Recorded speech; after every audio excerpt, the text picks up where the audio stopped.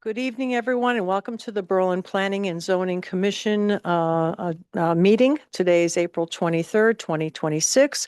It is 6:03 in the evening, and I'm going to call the meeting to order. I'm going to ask everyone to please rise for the Pledge of Allegiance, if you please. Thank you.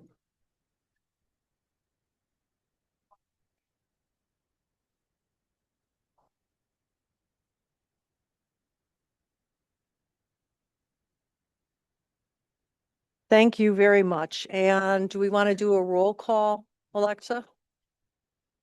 Here. Here. Here.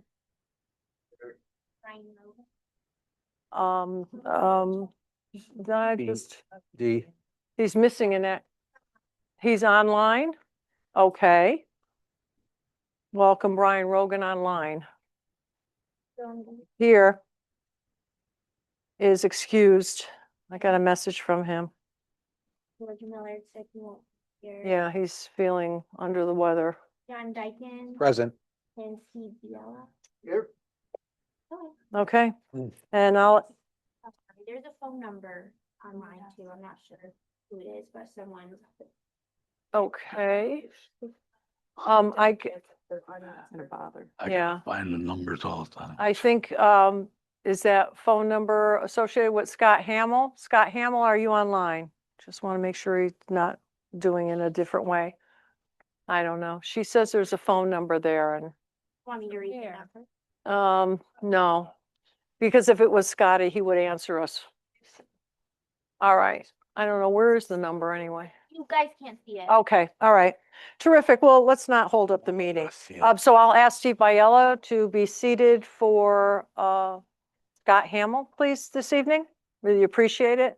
And well, Brian's online, so we don't need another alternate. Okay, great. So the approval of the minutes for April 9, 2026, we had at that meeting June Daly, Tim Zigmont, Ms. Jorsey, myself, Brian Rogan, Andra Miller, George Miller, and Steve Biella were all here and present. Do we all have a chance to review the minutes for the 9th of April meeting? Are there any corrections? Or can we go ahead with the approval? Make a motion to approve. Okay. Motion to approve as submitted by Mr. Zigmont. Do we have a second? A second. Second by Ms. Jorsey. Further discussion? All those in favor? Aye. Those opposed, so move. Okay, moving on to commission business. We have a fill permit application of Mattabassett District for 18,000 cubic yards of ash over a period of 3 years. So that will be 6,000 cubic yards per year. Okay. Are you here for the fill permit? I am. Okay. I am Arthur Simonian. I'm the executive director at the Mattabassett District in Cromwell, Connecticut. We're the clean water wastewater plant that serves the areas of Berlin, Cromwell, Middletown, New Britain, and sections of Rocky Hill and Newington. And we're here before you for renewal of our fill permit. We come every 3 years. We have an ash landfill that we own on Edgewood Avenue that got acquired in 1982 through a state grant and I believe some EPA funds. And what we do with that landfill is that we bring our ash, which is the incinerated part of the solid to come out of our incinerator at the plant, and we bring it there. We use it for fill material, and we do an analysis every year. We also have to have, we have monitoring wells, and we have to do all the environmental regulations to comply with the state requirements. We have to have people that are certified as landfill operators, which I am one of them. And what we do with that is we spread it out, and we'll be using it for the next about 70 years is the analysis for the capacity. So it has a capacity of about 500,000 yards and 465,000. And to date, we filled, let's see here, remaining capacity is 327,000. So to date, we filled about 137,000 yards. And you're going to get all this in a letter and with the drawings as well. And again, we come every 3 years. We get a fill permit for up to 18,000 yards or 6,000 cubic yards per year. This past year, I think we filled in about, let's see, 2,400 cubic yards. So we generally stay below those numbers. And obviously that'll increase the capacity or increase the length of life of the landfill. So we've been doing this for a number of years. Again, the landfill was acquired in 1982. At some point, we will eventually go to you guys for a site plan approval for the final grading as well as wetlands. This was already approved through when we acquired the property. We did get a approval or waiver through wetlands. So some of those areas that are wetlands will be filled in, but we will eventually come with a final grading plan when we get closer to the end of the life. And essentially, that is it. Cardinal Engineering is the survey that does the survey and has been working on the property for probably 40 or 50 years. I do have drawings and a letter, and then a letter from Cardinal as well, that I'll submit to your Planning and Zoning Department. Okay, thank you. Questions from the commission? Sure. Yeah. Go ahead, Mr. Rossi. Does this also require a permit from DEP, and is that current? The DEP permit is current. We have a permit to operate the landfill, and that is current. We have to keep up with that. We pay a fee. We have to do analytical sampling as well. Okay. I'm just going to ask you, where is Edgewood Avenue? Edgewood Avenue is, if you go behind, I don't know if they're still there, B&F Machine in New Britain off of, if you go down Christian Lane. to the Okay. very end, heading north, turn left. Turn left, over oh, the track tracks. Yeah. by Feigenbaum and there, Steel, and you have to turn left down there and it's Mhm. back in there. You could actually see it from Route 9 heading north on Route 9 where it splits for the exit for Yeah. Kensington. On the right side, you'll see near the railroad tracks, just past where the crane. I was going to say, the crane's the marker, so tell me, are you, oh, yeah, I figured so, that landmark would be helpful. Just past there on the right side is where our Ash landfill is. okay, And it's in a GB area. It's zoned for landfill commercial space, very similar to Manafort and CWPM. I think they all have space back in that okay. area. But it was land that was acquired. It was never wetlands or anything that was acquired out No, of we that. acquired the whole property through a DEP grant. I Uh-huh. can't tell you, the specifics of how it was acquired other than we received the grant in 1982. So Okay, did go to zoning and wetlands back then with the town of Berlin. okay. Any other questions, Commission? Oh, go ahead, Andrew. Just out of curiosity, when you say you're going to come back with the grading and to discuss the wetlands that are going to be filled in, are you talking about filling in the Brickyard Pond? No, the Brickyard Pond would not be part of that. Well, there is a pond there. Some of that would be filled in. I'm not sure if that's called the Brickyard Pond, but I think it's between the highway and our space. There's a pond back there. Some of that would be filled in, yes. Okay, it's where the crane is, or is it the No, one the further crane. over? Property, Okay, just kind of north of there or northwest. okay. Thank you. Okay. Anyone else? Okay. Pond has a flag in it. This doesn't Mr. have a Stigma. flag on it. I gotta, It's not. well, It could, I know we'll put the flag up too. So. it could. well, somebody put a new flag up and I really No, they put new appreciated flag that. up. So that was nice. All right. Staff have any comments? All right. Going once, going twice, Commission? Okay. All right. What's the flavor of the commission today? I will make a motion to approve. Okay, motion by Ms. Jorsey. Do we have a second? Second by Mr. Biella. Further discussion? Then all those in favor? Aye. Aye. Those Aye. opposed? So moved. Yes. Much. No, thank you. Right. You too. Here and get on my way. All right, excellent.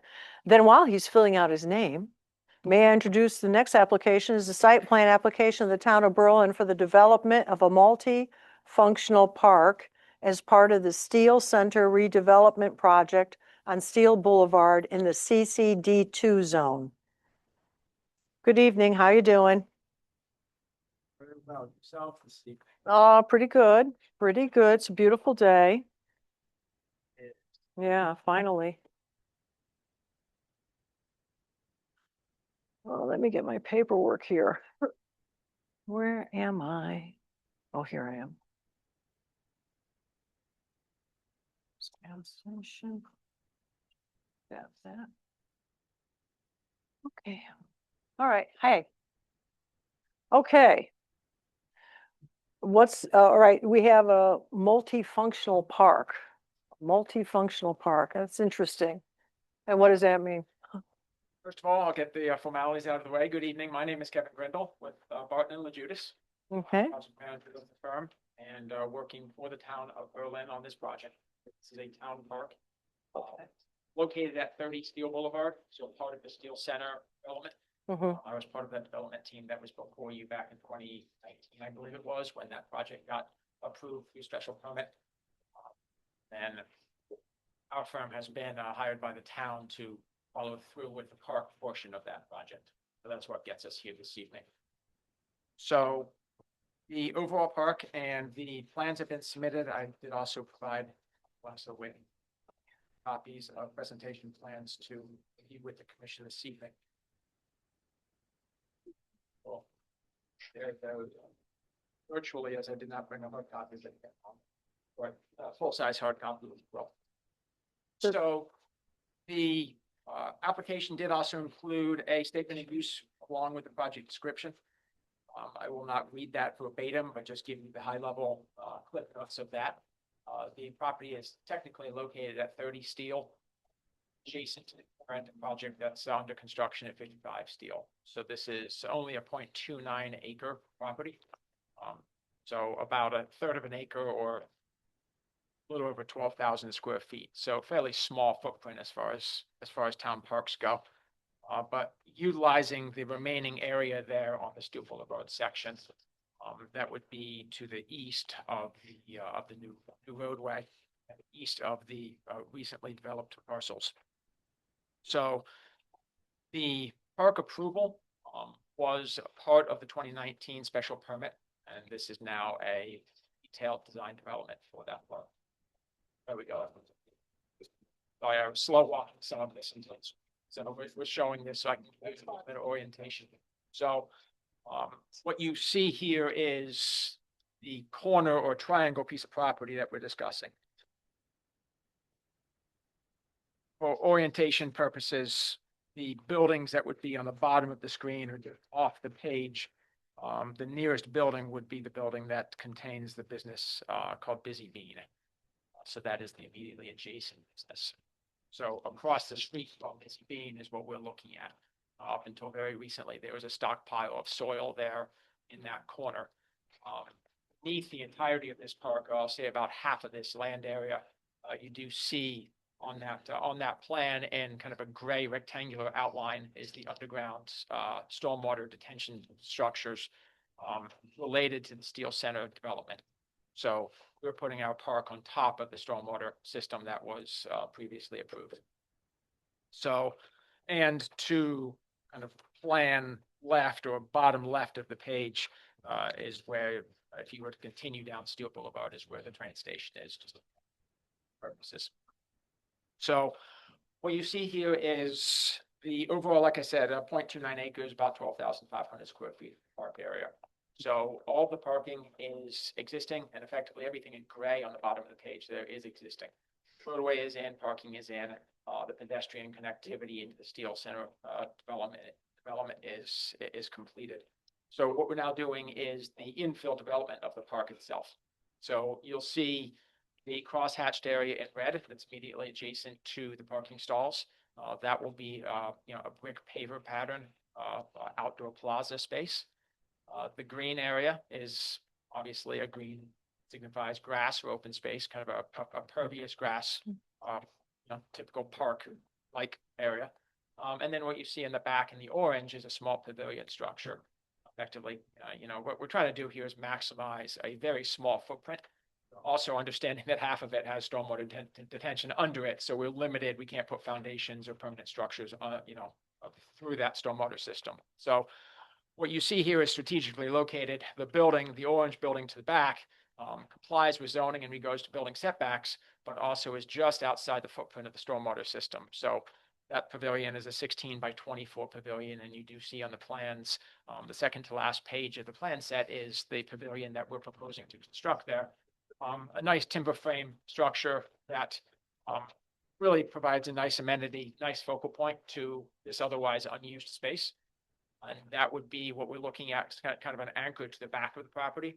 And then there is that, plaza space that is an all-weather surface plaza space so that users or visitors to the park can get from the parking stalls that exist over this plaza and then undercover in foul weather. Or, on an evening like this, there's some opportunities to sit undercover and enjoy the outdoors.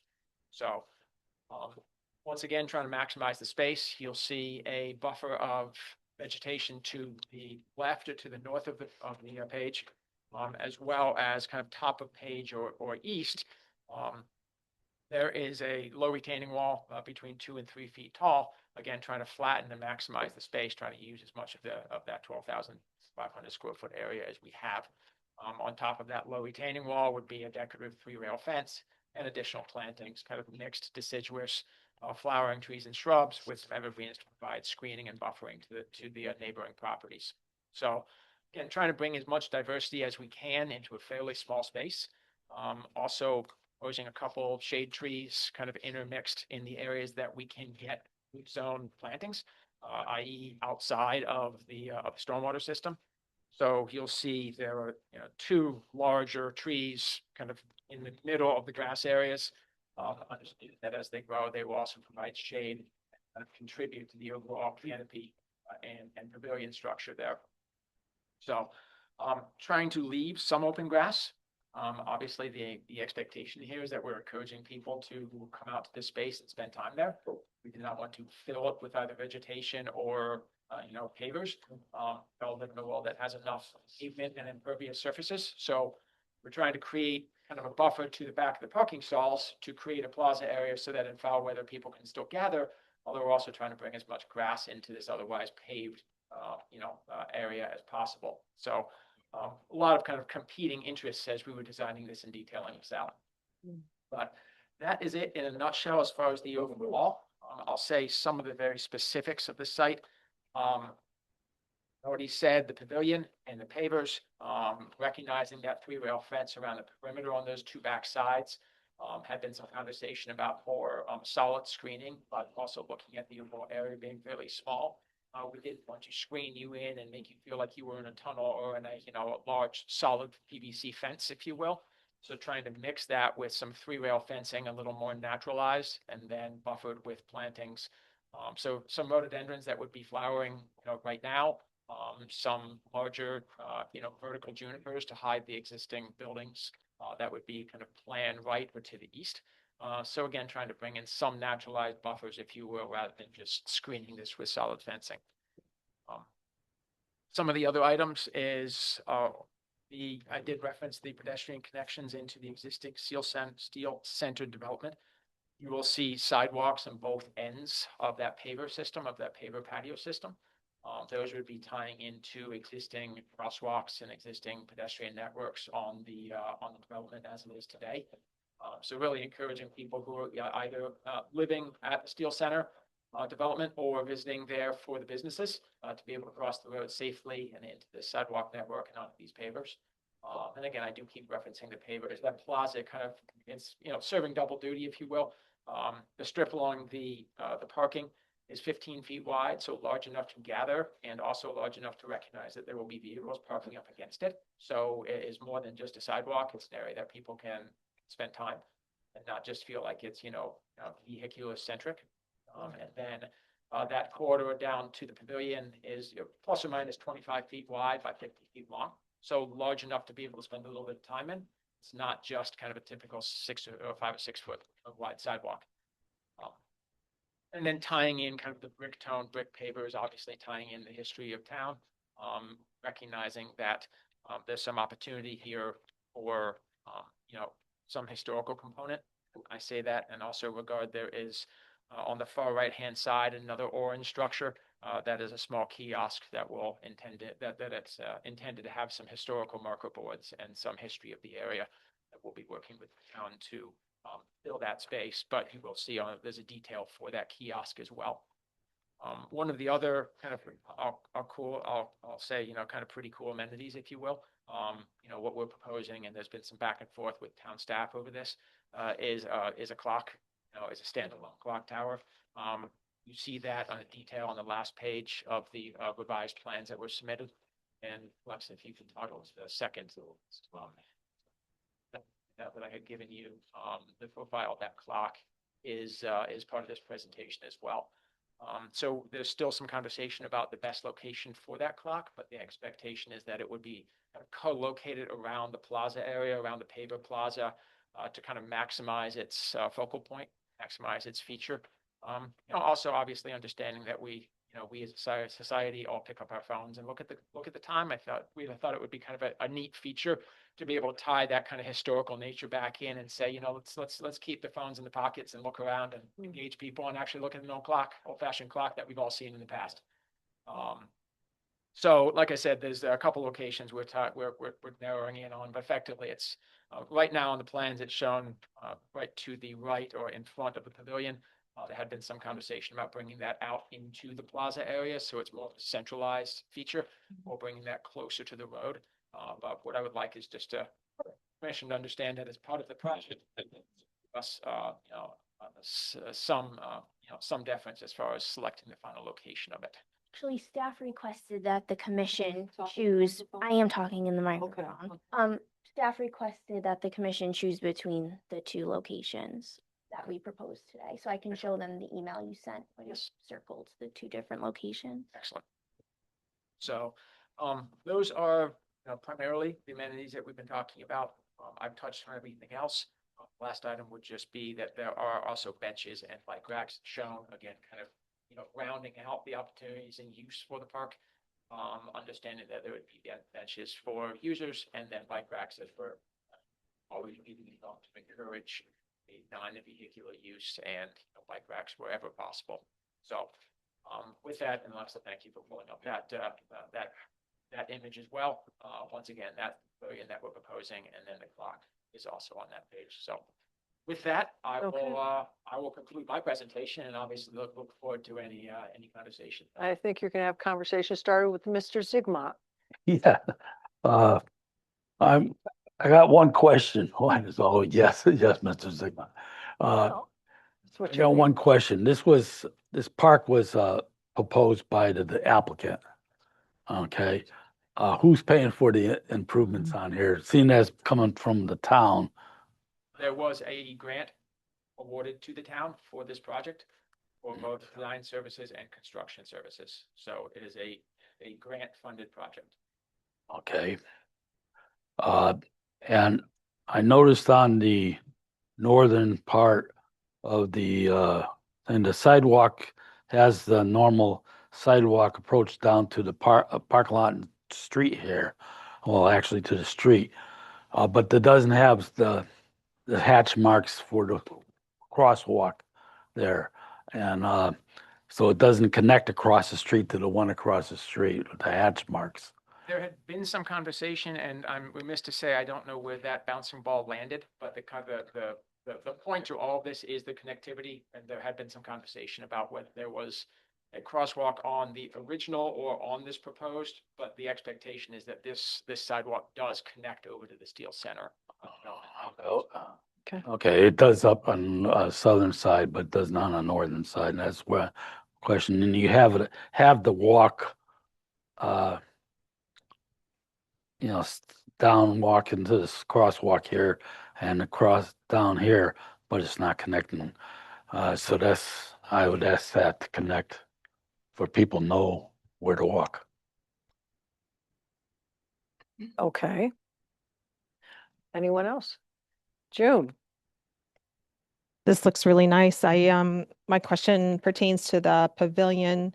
You had mentioned there are seating there, and I think that's the little rectangular gray spaces along the brick area. Is there any seating under the pavilion that has planned or not necessarily?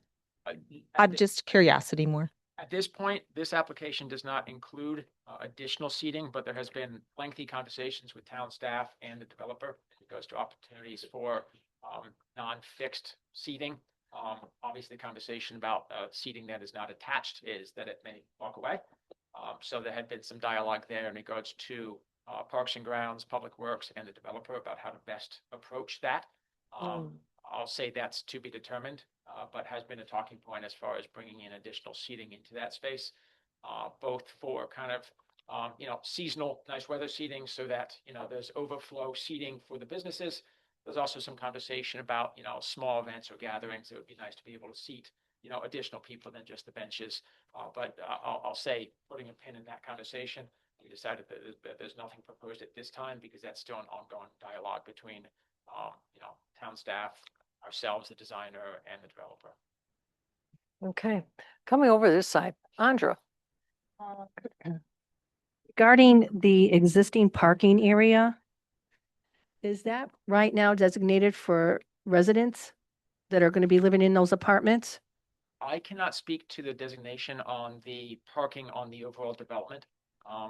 It is my belief that these on-street parking spaces are not designated to residents. I believe these are open places for the businesses. But again, I'm not currently part of that development, so I'm going back testing. I do not remember how that approval was made as far as what was designated and where. Okay, well, I wasn't here in 2019, but I know that there's always a constant concern that we have so many apartments and not enough parking for the tenants. And if you open up this park, you're going to bring more than just tenants' children in here or people. You're going to bring townspeople in here. And I'm just wondering, is there going to be another designated area for overflow? Or, we don't want to take away the tenants' parking for sure. So will there be a designated area for the park parking? In regards to this park, the expectation is that the park was part of the 2019 approval. So all parking spaces that would be dedicated to this park were encompassed in that original approval. And we are not increasing any amenities or increasing any traffic flow or opportunities there to bring more people in than we had expected in 2019. So at that point, we had the parking, and that's what we're carrying forward with. Okay, and I guess this is for Alexa then. So whatever was approved in 2019, there has been a change where one of the buildings was supposed to have parking underneath, and that has changed. So that took away that extra parking. What have we done to compensate or to help with that situation? Yes, I just wanted to get in touch. Chris Edge, 240 Connecticut Road.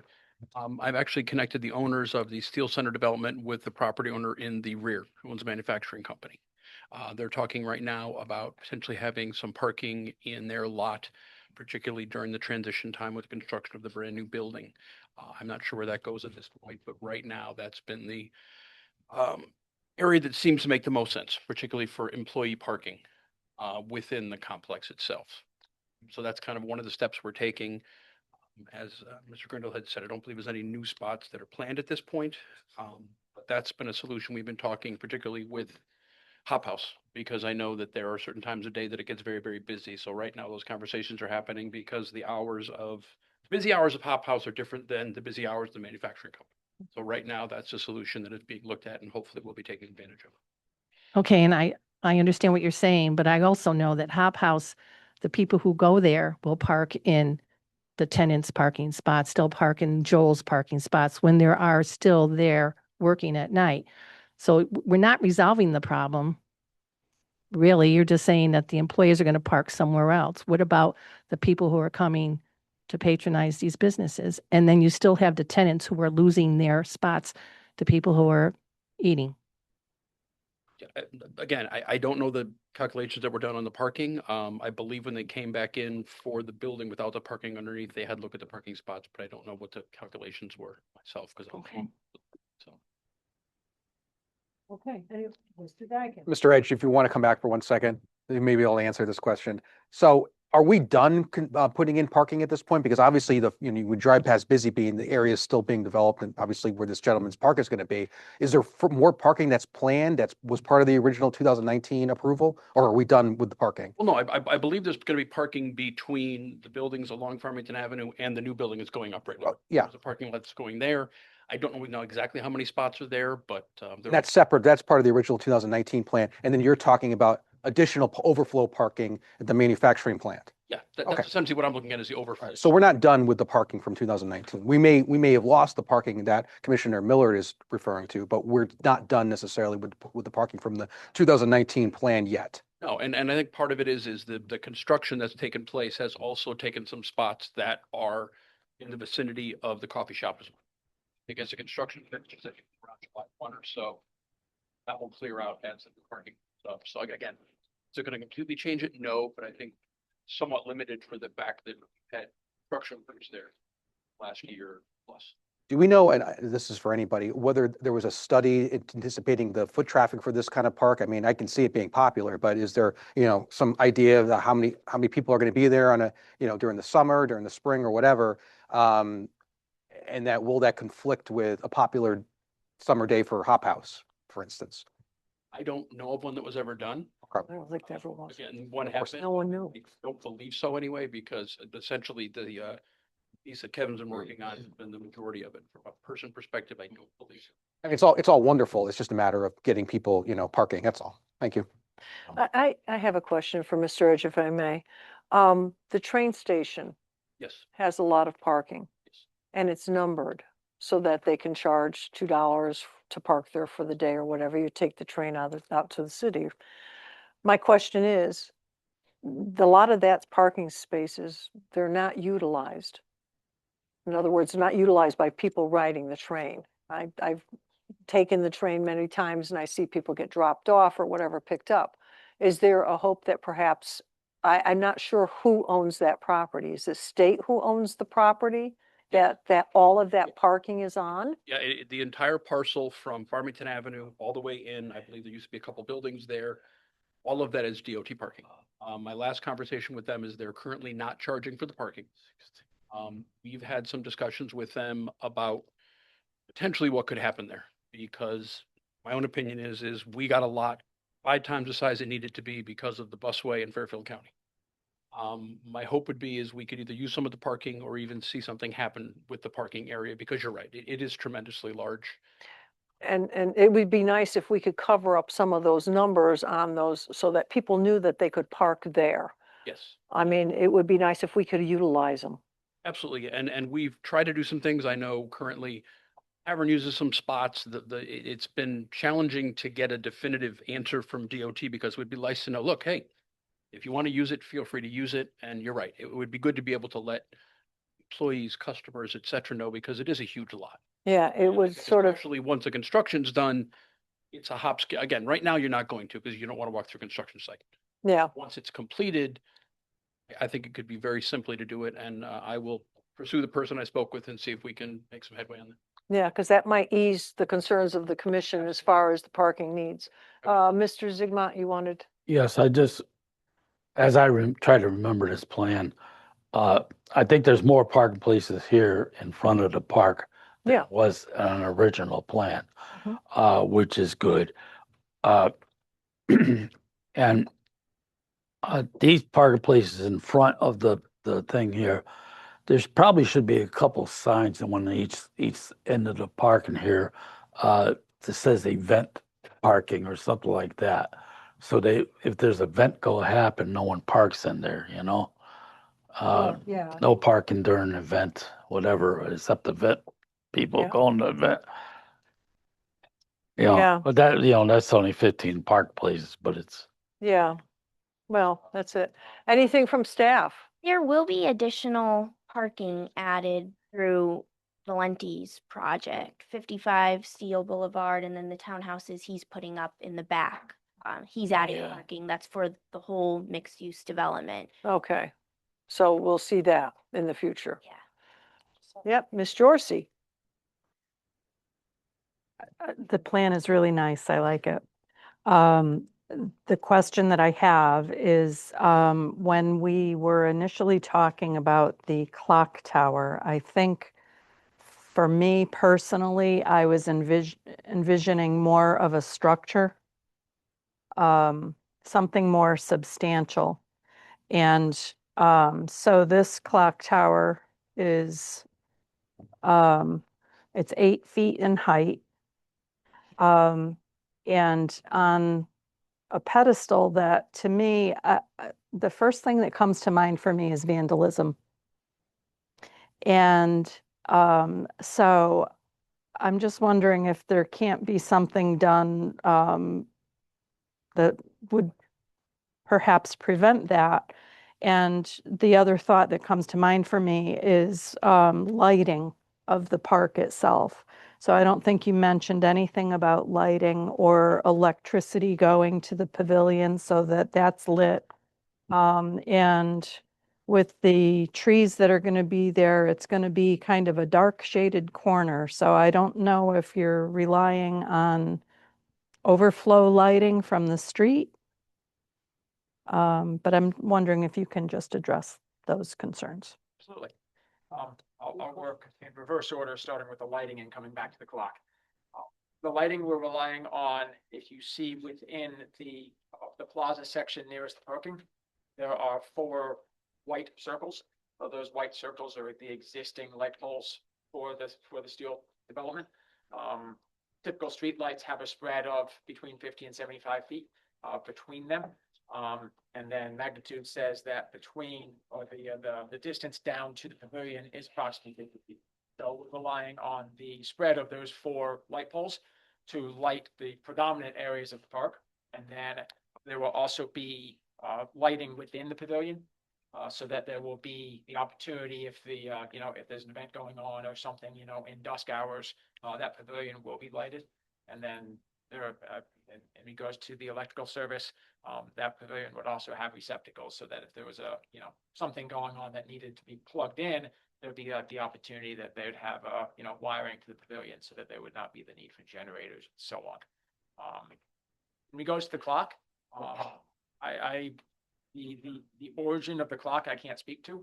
I don't know what the vision was in regards to whether it was a larger structure or something similar to what was provided to me to incorporate in the overall design.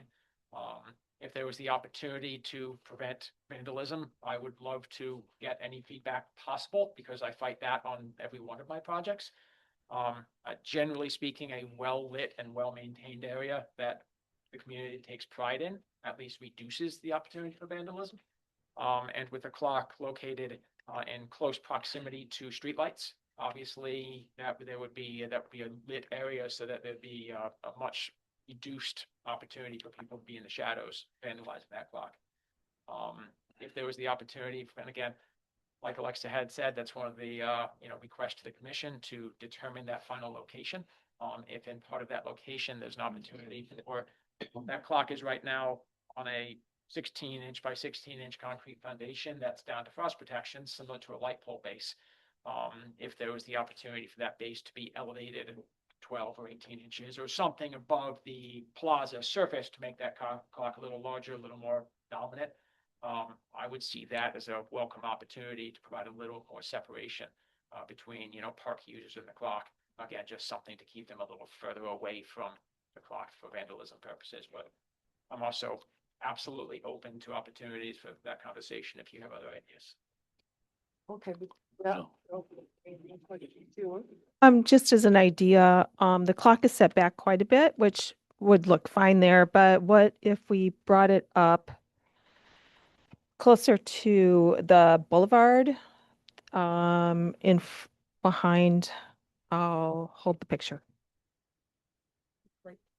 So you us and beat me As a focus. question, as Alexa has now pulled up a diagram that we've been going back and forth via email and screenshots of this park with today as far as this clock location. Frankly, I had no idea that there would be this much dialogue around a clock, but when we inherited it, let's have the conversation. There are some limitations. Again, as I said early on, the stormwater system beneath this prevents us from putting a foundation system under most of the, or through most of the area that this plaza is encompassing. So the plan that Alexa has shared provides a few opportunities and kind of plan left, plan right, plan center is what we're looking at, where there's an opportunity to locate the clock on either end where the sidewalks are, effectively by the bike rack on the left or by the historical kiosk and marker board on the right. Again, where the sidewalks come in, effectively where pedestrians would be entering the park. Kind of smack dab in the middle, effectively the middle of the parking areas between two light poles. Or one that I'll say, maybe tipping my hat as far as my preference, is dead center in the middle of the plaza, in the middle of the pavilion. And that's the one that is kind of in the middle of that second rectangular, or that second polygon of framed pavers. Really make it a focal point and make it a feature right within that plaza. That would be right to the east or northeast of the underground storage for the stormwater, but really kind of dead center. So it's not off to one side. It's really right within the plaza. Well, with that thought, and I'll continue, you could even do wooden benching that surrounds the clock so people can even just sit and rest there. And then that would help bring the focus of the clock and protect it a little bit, maybe from mischievous people. But then people can sit and stop and rest and talk for a few minutes, but that would help tie in with the clock.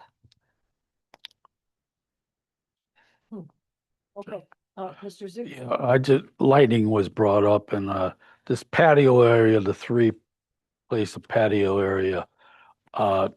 I'm assuming there's not going to be benches there. There are going to be chairs there when there's events, or how they go doing it, how people go watch the event. And that's part of the conversation about the movable seating.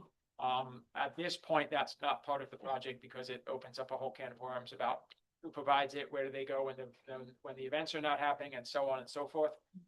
Right now, the expectation is if there was a small event in the pavilion, people would be bringing in chairs as if they would be bringing them into any kind of lawn seating event in a public park. Like I said, that may change in the future in conversation with the adjacent business owners and property owners and developers. If there was an opportunity to kind of co-locate or co-sponsor some of that outdoor seating to match some of the businesses. But again, that's just going off dialogue here as far as right now, the application would be that people would be bringing in lawn chairs and so on. Yeah, I'm just wanted to say that I keep on hearing developers and the whoever's in charge of this thing, and design is to the commission here. The park was put there because of this commission, and that patio area lighting was discussed by one of the commissioners here. I think that some low lighting should be on that patio area if people are going to be gathering on it. Don't have to be bright lighting or anything else, but it could be low lighting or lighting on the patio or surrounding the patio, whatever. But some lighting should be onto that patio, especially if there's going to be chairs brought onto the patio, or if the town's going to bring the chairs, or chairs are going to be permanent. I personally think that chairs should be permanent there because that's what the pavilion is for something to happen in the pavilion, bands or something like that. So I think that some type of benching or chairs should be on that patio for the gatherings, and I just want our discussions here in this commission to be noted and brought to whoever's helping design this property, because this is what the commission is looking for. Okay, thank you. I'm going to ask Commissioner Rogan if he has any questions. I know he's online, and I didn't know if he had any input on this. Not at this time. Okay, all righty. I think that I'm sensing a positive feedback about Oh, the it's park itself. Gorgeous. And I think that it'll be a good addition. What happened to Mr. Dyken? Oh, all right, fine. Okay. I thought he was like one of those scientists that disappeared. Nobody knows where they are now. They got 11 people. Okay. So I think you're getting a positive on that. I think where our hesitation is, or our indecisiveness today, is this whole issue about the clock. I mean, where the clock should be, what it should look like, how tall it should be. So I'll pose Alexa, if we are in the positive with this park, except for we need to discuss or just bang out the details of the clock and the placement thereof, can we proceed with a positive on this? What are you asking? Can you approve it tonight? What is Well, proceed? yeah, well, in other words, I think the consensus of the commission, I don't want to speak for everyone, but I get the feel that we're very positive on the park and Yes. what's being proposed before us. You want to But what we, continue? well, I don't know, I mean, I don't want to I don't want to hold the project up overall if it's just coming down to where the clock should be, the size of the clock, because I'm trying to estimate how big the face of the clock is going to be. As Miss Jorsey had pointed out, it's only going to be, what, 8 feet high?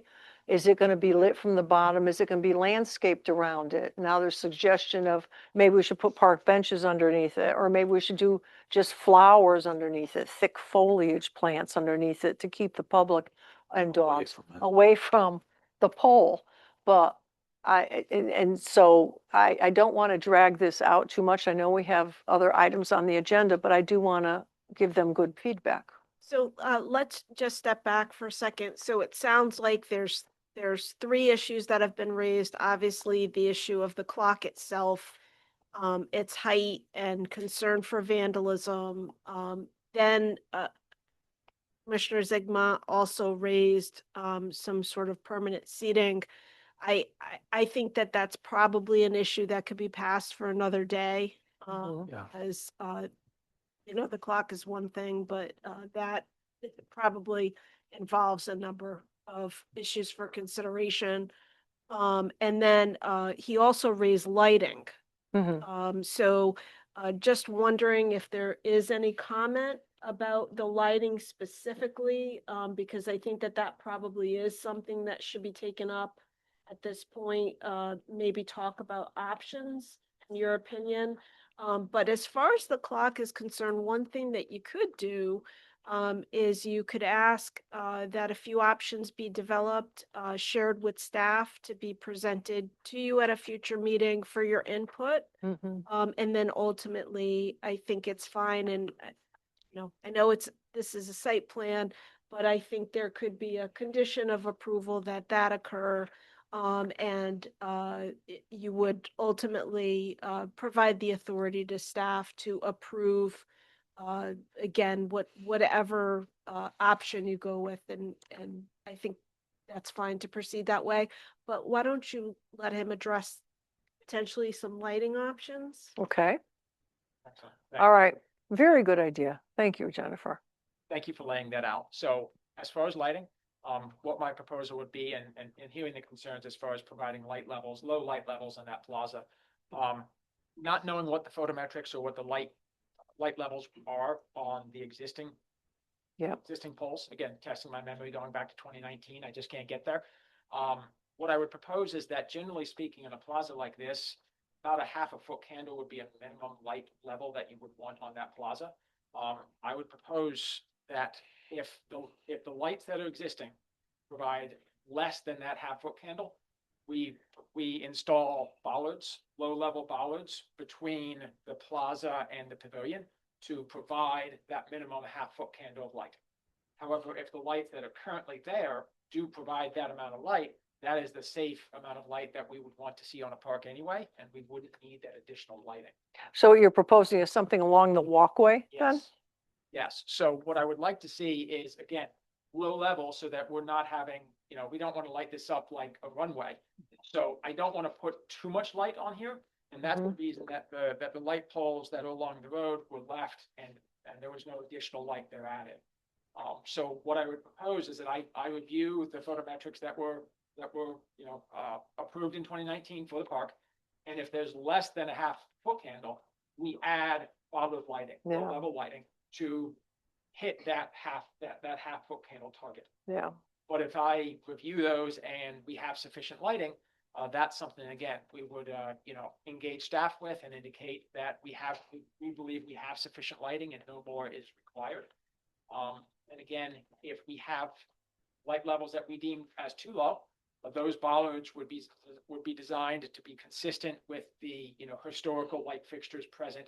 So more of a, wrought iron, again, LED downlight, all the targeted low-level lights, so there's not light spillage, but they would be, representative of the historic character of the existing streetlights. Okay, So in character historic, if we need them, and that would be something that I would relay to staff, make that determination if we need them or not. And then there would be a cut sheet of that bollard light that would be provided to staff for their review and approval. okay, thank you. Any other questions at this point? All right, so, So the Yeah. one thing, yes, the location of the clock, could perhaps you give some direction, specific direction as far as that's concerned? What are the thoughts on the 3 potential locations?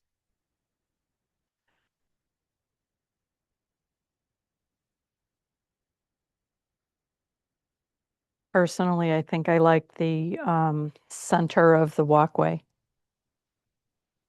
It'll be a central focal point and not concealed by the trees as they grow, not shadowed by the trees. and you don't think that that would, I mean, just to ask you a question, because my fear is that if I put it in the center of the walkway, it's going to diminish the pavilion. It'll take away from looking at the pavilion, and I'm hoping that there's going to be nice lighting on the pavilion so that even if nothing's happening, people will see it's there.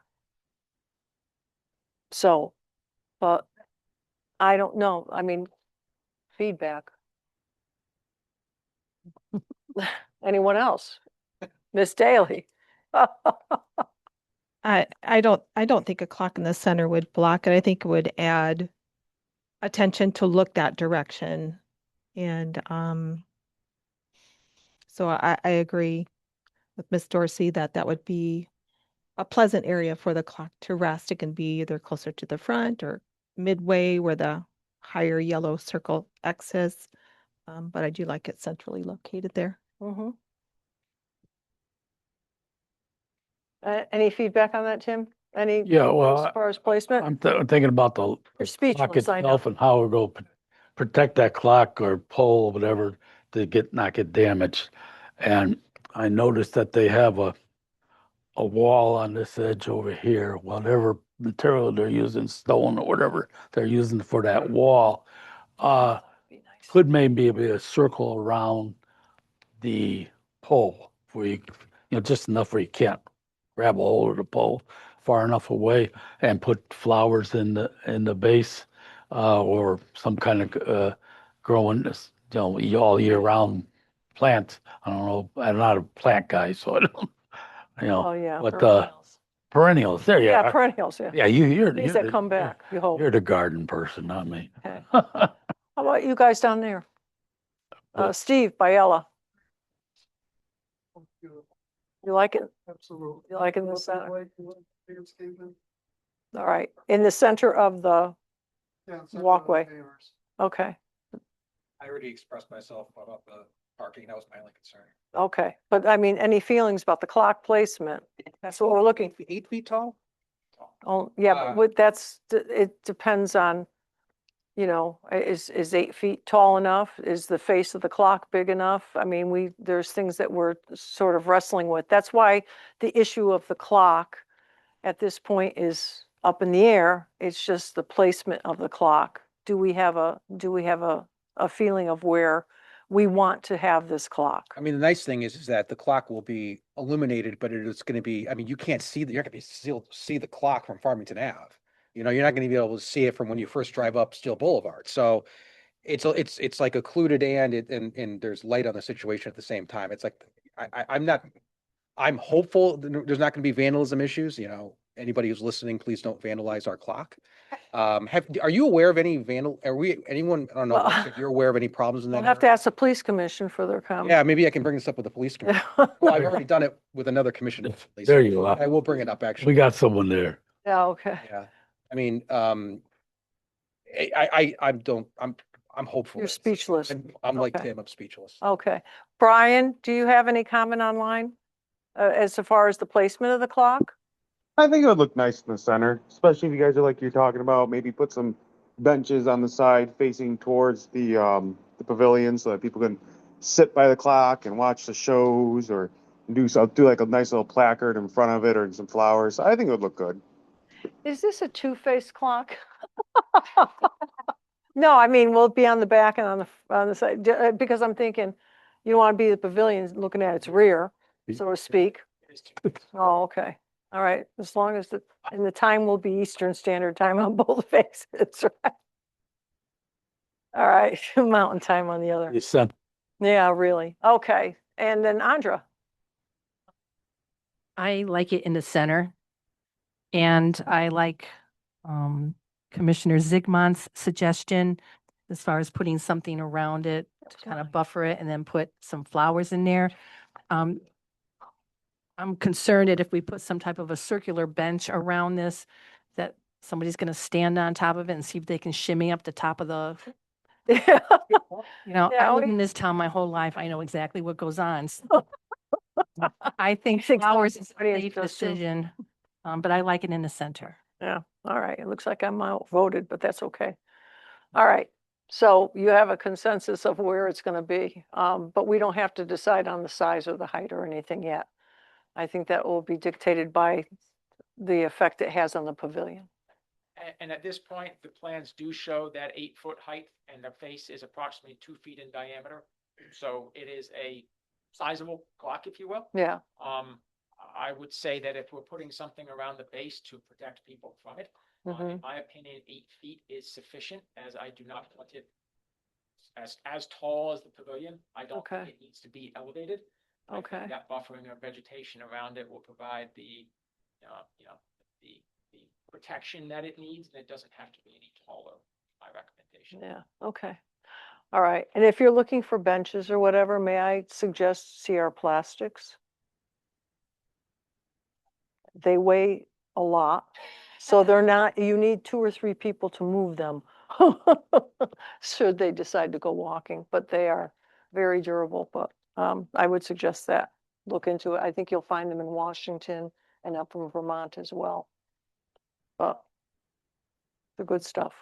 Anyway, all right, so what else do we need? We just sort of need a consensus of, your approval or whatever. So, I'll make a motion to approve the plan with the following conditions that the different options for the clock installation be presented to staff for future approval. And that as discussed along the pathway to the pavilion, if the lighting does not amount to a half-foot candle or greater from the existing lighting plan, that bollards would be installed. And I too would like to see a couple of additional benches at least along the pathway. okay. We have a motion. Do we have a second? May I add to that? With a second, you can, I'll second. yeah. And I just want to make sure that any of the staff comments that are still pending are taken into consideration. Of course. Will you amend your motion? Wasn't said. You will? Yes, no, And, okay, thank you. Yes, all right. of course. So we have a motion, we have a second. Further discussion, all those in favor? Aye. Those opposed? So moved. All right, very good, Mr. Gringo. Thank you very much. All right, next up, we have the 824 referral for drinking water state resolving funds water line installation and tank repair along the Berlin Turnpike from Berlin to Meriden.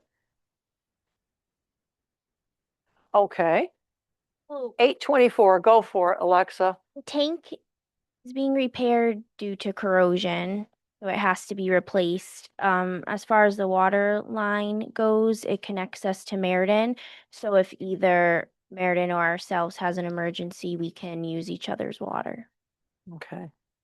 So that's all existing. We're just okaying the replacement. All right, questions, Commission? I'm just curious, where's this located on the Berlin Turnpike? Don't know exactly. I'm assuming next to Meriden. Oh, jeez. By Sanssouci? Okay. The condos there on that side of the. Are you using your thing? You have to use your thing so people can hear you. Condos on that side of the road, the Hawthorne, then the condos, Silver Ridge? right after the Silver Ridge. Okay, Just past Silver Ridge in the woods there is tank, okay, sure you were. All right, big tank too. okay. Commission, I'll make a motion to approve the proposed repair. okay. Motion to approve the repair. Do we have a second? Second, Second by Mr. Zigmont. Further discussion? All those in favor? Aye. Those opposed, so moved. All right, going into the public hearings, we have a call to the public hearings to read into record. Ms. Miller, I'll do it. Ms. Jorsey. Okay, okay. She likes to read I like to read it in. all right. secretaries. And C, shirking your responsibilities. Okay, All set? yes, I'm all set. Please go. Okay. The Berlin Planning and Zoning Commission will hold public hearings at a regular meeting on Thursday, April 23rd, 2026 at 6 p.m. in the Town Council Chambers, Berlin Town Hall, 240 Kensington Road, Berlin, Connecticut. Interested parties may join the meeting and participate in the public hearings in person or remotely as provided below. 1. Application of Lenny Tubbs, the Berlin Lions Club, to extend its special permit for an additional event, tractor pull and demolition derby at the Berlin Fairgrounds, 430 Beckley Road, property of Berlin Lions Agricultural Fair Incorporated. 2. Special permit with site plan application of AMG Pub 2 LLC for a proposed gas station expansion at 109 and 129 Berlin Turnpike, MBL 5-3-121-8 and 8A, properties of AMG Pub 2 LLC and AMG Pub 3 LLC in the BT1 zone. Applications and related meeting materials are available at the Planning and Zoning Department, Berlin Town Hall, 240 Kensington Road, Berlin, Connecticut. Remote access to the meeting is available by Zoom video conference at a link provided in the advertisement. And this was posted in the New Britain Herald, legal notices classified advertising on Friday, April 10th and Friday, April 17th, 2026, posted with the town clerk on Tuesday, April 7th, and submitted respectfully by Brian Rogan, Secretary. Okay. Thank you very much, Ms. Jorsey. Okay, for the public hearings with the re-subdivision application by the Kokomo Brothers for the 5-lot re-subdivision at 170 Wilkes Pond Road, that has been requested to have by the applicant an extension. So we will not be opening that public hearing this evening. Item B was a special permit site application for AMG Pub 2 LLC for a proposed gas station expansion at 109 and 129 Berlin Turnpike, MBL 5-3-121-8 and 8A, properties of AMG Pub 2 LLC and AMG Pub 3 LLC in the BT1 zone. Okay. Good evening. Good evening, Madam Chairman. My name is Amy Suchins. I'm an attorney with an office at 42 Cherry Street in Milford, here representing the applicant property owner, AMG Pub 2, commonly known as Atlantis. You have a number of stations in town, and this is the one we're here on the north end of the Berlin Turnpike. I just did want to note for the record that the sign was posted on the property. Mailed notices were sent out and submitted to your staff. Before we got here tonight, we've also been to the ZBA. Part of the proposed expansion obviously adds to the existing gas station onto the adjacent lot. So that requires location approval from the Zoning Board of Appeals. In that case, they're actually acting as an agent of the Department of Motor Vehicles to finding that the location is suitable for a gas station. So we've had that, I think that was about 60 days ago, it was in March meeting. And then we also received approval from the Wetlands Commission earlier this month for the work proposed. So just by way of background, before I turn it over to Gareth, who's our project engineer, as noted, the existing station, there's an existing station on the property. The combined site is located at 109 and 129 Berlin Turnpike. This is the station, set back a little bit off of the road, but directly north of Brickyard Plaza. Station's been there pretty much as long as I've been driving, and I think probably most of us in the room. So the proposal is to redevelop the site, and Gareth will walk you through the details about what we're proposing and the details as approved, like I said, by the Wetlands Commission. So Okay, thank you. Thank you very much. Thank you. Good evening, Commission. My name's Gareth Wilson. I'm a project manager at BL Companies in Meriden, 355 Research Parkway. So we've got a landscape graphic on the screen at the moment, just as a brief introduction of what we're proposing. I've got a brief presentation. If you don't mind, I can walk you through all the elements of what we're doing from existing additions to the end result. So Alexa, sorry, I've got to get you to work tonight. If you mind going to the next slide. And you may have to lean into that microphone. No, that microphone is a little funny, so you might have to lean into it just so the audience or anyone online can hear. But thank you. No problem. So this is the existing gas station at 109 Berlin Turnpike in the north of the town, just above Home Depot and Brickyards Plaza. And then the site just immediately below that, 129, is currently vacant. I believe it's been vacant for maybe close to 2 decades. There was, I think, a dwelling there previously from what we find in old records. But that land has been purchased, and we're looking to expand into it. If I just go to the existing survey and the next slide. So we surveyed the site. Oh, if you just go back one. Really showing you the existing gas station canopy there, the long rectangular in the middle. If we're all familiar with it, it's got the small convenience store in the middle and pumps either side.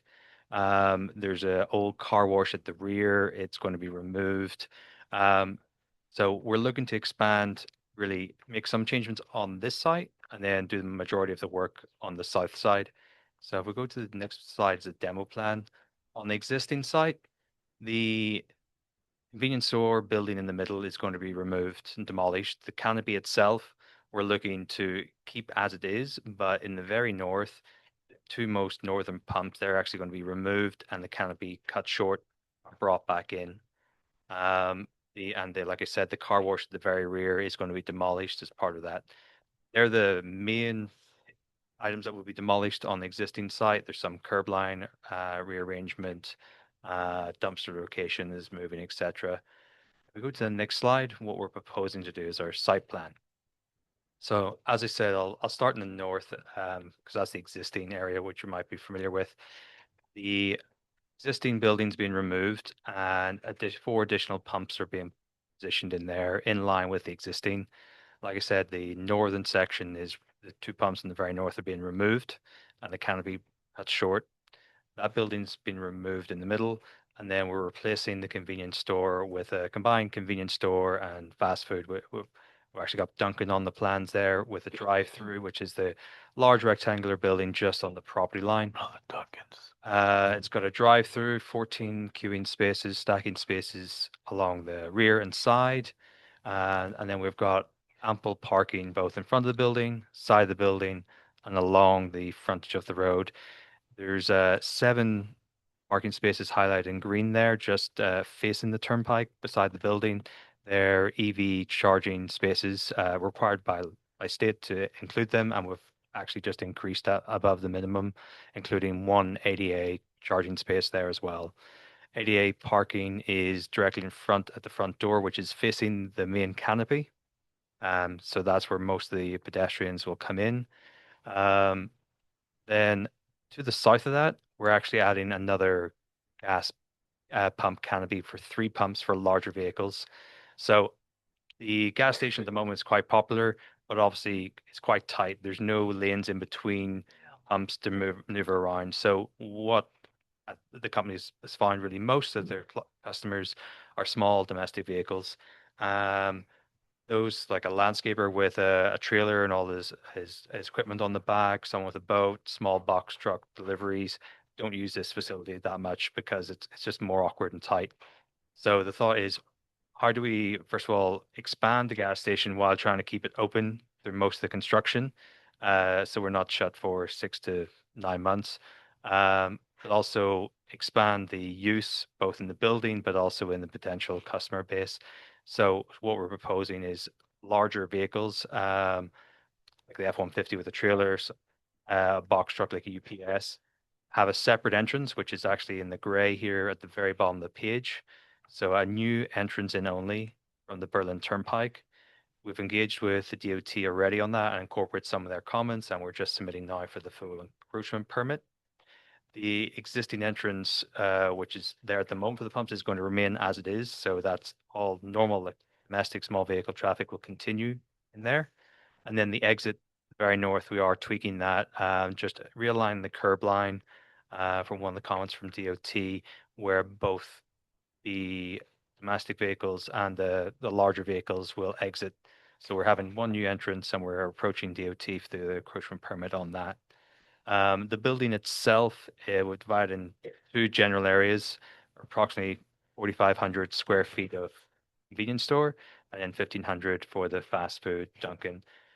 We meet all the requirements for setbacks, parking, etc. At the rear of the site, we're relocating the dumpster enclosure just ever so slightly so it could be picked up. As you can see, we're keeping a separation between the two types of traffic, so that larger vehicles feel a little more comfortable. There's less traffic in the way until they come out and meet at the very north. Alexa, are you able to go to the next one? Thanks. So this is our landscape graphic showing of what we're hoping to propose. So majority of the site is remaining very green. The landscape in the front, we are just pulling the curb line in and reducing it slightly, but majority of the planting as it is will stay. And then we're going to supplement that with light planting. The flagpole there in the middle island is going to stay as well.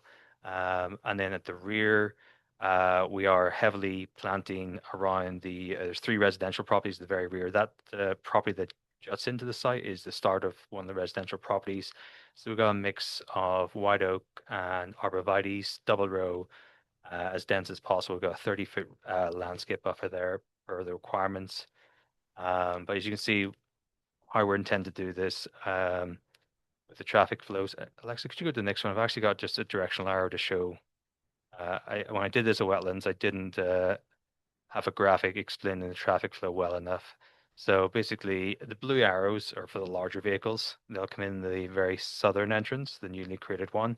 They'll have a canopy for their own pumps large enough for most vehicles. They'll fill it with gas there and then can continue around the rear, separated by a landscape island from the smaller traffic.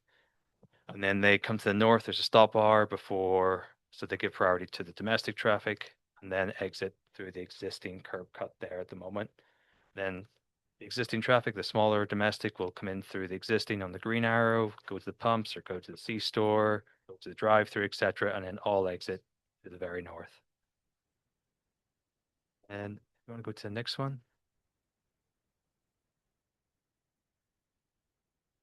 So this is our drainage plan and grading plan as well in one. So we meet all the requirements for the stormwater manual, both the state's requirements and your own town regulations.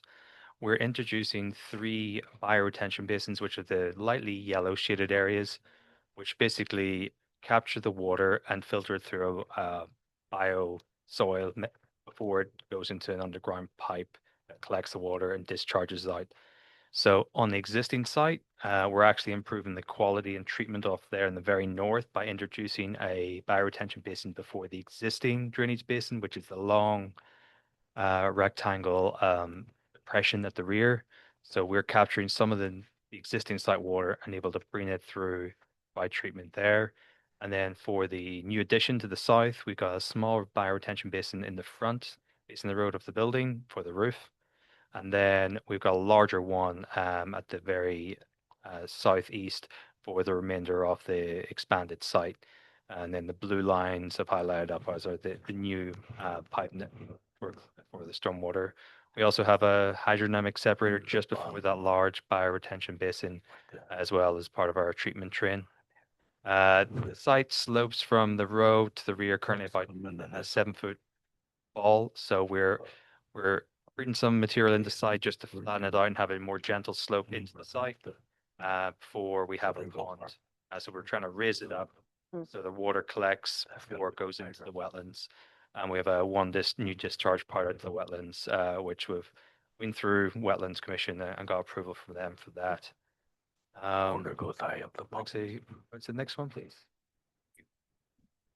Oh, I have forgot to take that slide out. Apologies. It's the next one after that.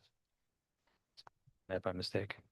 So here's our utility plan. So I've just highlighted up in color so you can all see it's the black and white, but obviously all the utilities are on the turnpike. So we have the sanitary sewer in the north section there in green, with a grease trap coming out of the building for the fast food, the Dunkin' itself. The health department already provided a comment that is sufficiently sized. There were other comments that we're going to work through with them when we get to permitting with them. We've got electric and telecoms coming off the utility pole there in the red and pink next. Yeah. And then we have water there in blue. We don't have gas on site, so we're proposing a propane gas tank above ground to the very south, which is in the orange here, the orange rectangle, just where the bottom curd line comes and levels off. And it's going to be landscaped and surrounded by shrubs for screening. Excuse me, Alexa, can you just move the mouse where the propane tank's gonna be? The very south there. I think the pop-ups is If you please. nice.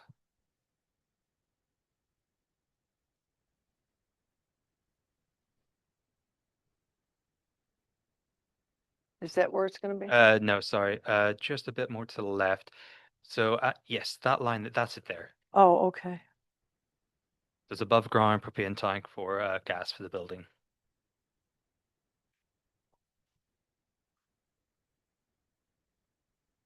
Okay, and that's gonna be for the building? Yes. It's not a gas tank for the gas station, no. Oh. That's heat for the building. Okay. Is it gonna be above ground? Yes.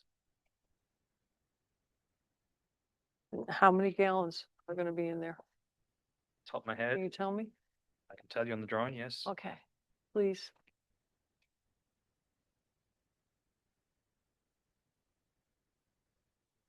Because that's gonna provide heat or whatever for the building? Heat for the building, yes. Okay.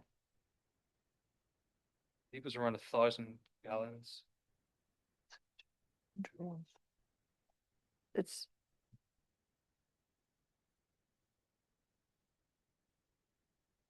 Apologies, I don't actually state it on this drawing I have in front of me. okay, Find that out. yeah. The only reason I just wanted to know why it would be above ground and why we wouldn't try to put it underground.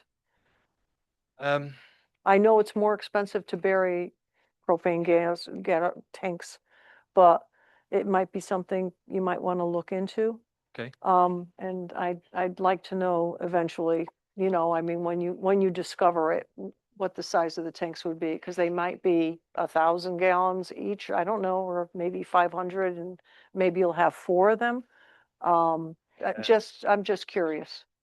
Okay. Okay? All right. I'm sorry, I did not mean to No, I'm happy interrupt to take your, questions as we go. That's okay, all right, helpful. thank you. Any more questions on that plan? Anything else on the propane tank? Come back to it, obviously, but all right, next slide. I got one question. There you go. There you go, Mr. Ziegler. There I go. Go ahead. The lower building or the truck, Yeah. fuel pumps, Mhm. okay? The trucks go pull in their fuel, but when they leave, right, they're going to want to go to the Dunkin' Donuts or something. So they're going to park on the side of that road going out or driveway going out. Is that driveway wide enough for them to Yeah. park there, or is it going to be designated parking there? So we've created it as 30 feet wide, so it's wide enough for a truck to pull up, park with other trucks to bypass. we've got 2 spaces long enough for the largest vehicles to pull in the side there, but we're not going to designate it because we don't know the length of each Yeah. vehicle. But it's pullover area that can be used if needed, because there will be someone who wants to pull Oh, off you and need- grab a Dunkin'. Yeah, You need a minimum 53 feet. Yeah. So, We But, have about 65 plus yeah. extra for pulling. But, yeah, okay. We're not designated as parking spaces. Yeah. I could see a bottleneck there with trucks. That's, and how we go stop that bottleneck from happening. Because it's going to have the Dunkin' Donuts. Every truck driver got to have coffee, all right? It's going to have a restaurant. So it's, I think it's going to be a good layover area for these truckers. And they need their time off, so I don't know. All right, well, it's a good thought, though. Yeah, Yeah. yeah, so, Consideration. Okay, anyone else have questions at this time? I do. Okay, I'm noticing you're talking about vacuum spaces. Oh, yeah. Number one, why and where would they be? Oh, vacuum spaces. Yeah, if you're not going to have the car wash. Oh, we normally provide just air and a vacuum pump in most of the gas stations. that we Oh. developed. It's not Well, like I a- understand air for the tires. I Air don't for the understand tires. vacuum to clean my car. They're normally there at smaller gas stations or. will you just have one, Yeah, Yeah, but, it's one with the air pump. okay, the option? Okay, so it's not like, There's not meant to be like a car wash coming back. yeah, okay. like 18 of them or Spill. something. It's another service provided. It's their convenience. And- Really splash car wash where you got, a row it's of not- 10 with no, it's another not row big. of 10, Yeah, It's gonna be big. one, just a courtesy vacuum. Courtesy, it's not even. And- big boom. And where are they located? Where's the air pump and the vacuum located? Right along the front there. Just bring it up. and Alexa can move the mouse, I guess, to I see the show the EV. public. she could see it. Well, I know, I had On a the hard time computer. reading this map too. In the front there, by the existing entrance, just south of that. By the existing entrance. I mean, Are they near the E EV? your right, immediate right, you come in to the spaces facing the turnpike, closest to the turnpike. Yes, that's it. Whoa. It's very faint. I don't see it. So they're visible as you. It's in as you front of the enter. EV? Yeah, in front of the EV. Okay. So that's where you would stop and vacuum your car or put air in your tire? Yeah, that's where the air pump and then have a little vacuum with it as well.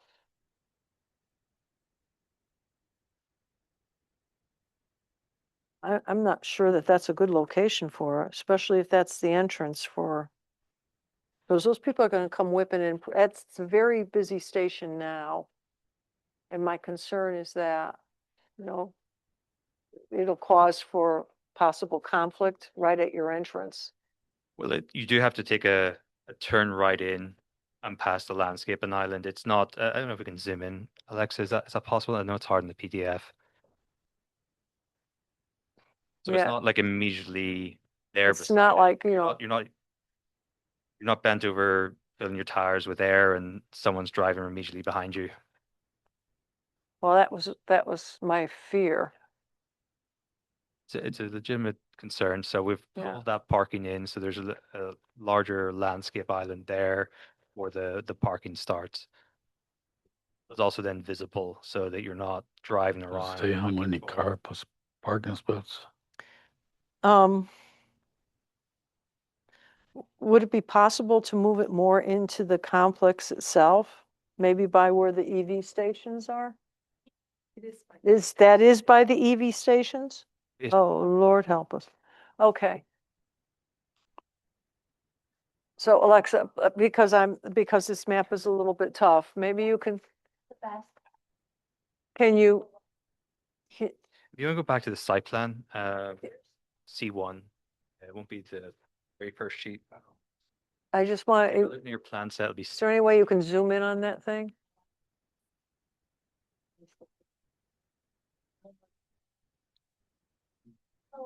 You could, yeah. So that's the EV there along the building, and then where that white vehicle is positioned, It's gonna be these spots. correct. Where's your cursor?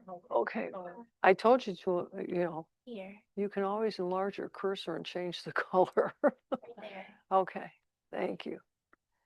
So somebody comes in, they drive around the landscaping, and then they see the EV, and then they see the vacuum, and So yeah, is it beyond the EV parking spaces? it's spacing. So it's trying to Oh. separate out traffic. So you come in and if you're going straight ahead, you're going to the gas pumps. If you're turning right or towards the right, you're going to the convenience store building.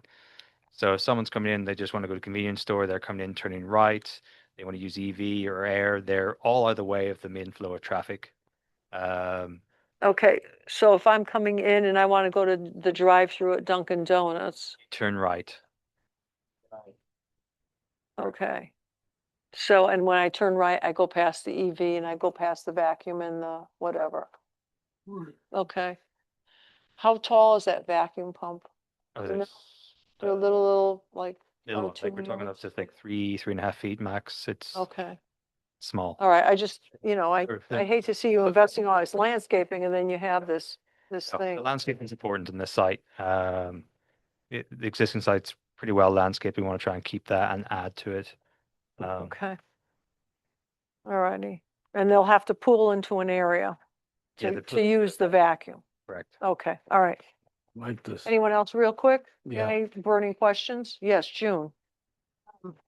On the site plan where you said that inset is where a new home is being developed and that you have rows of Oh, shielding, yes. I'm sorry, yeah, shrubbery. in the back of the project.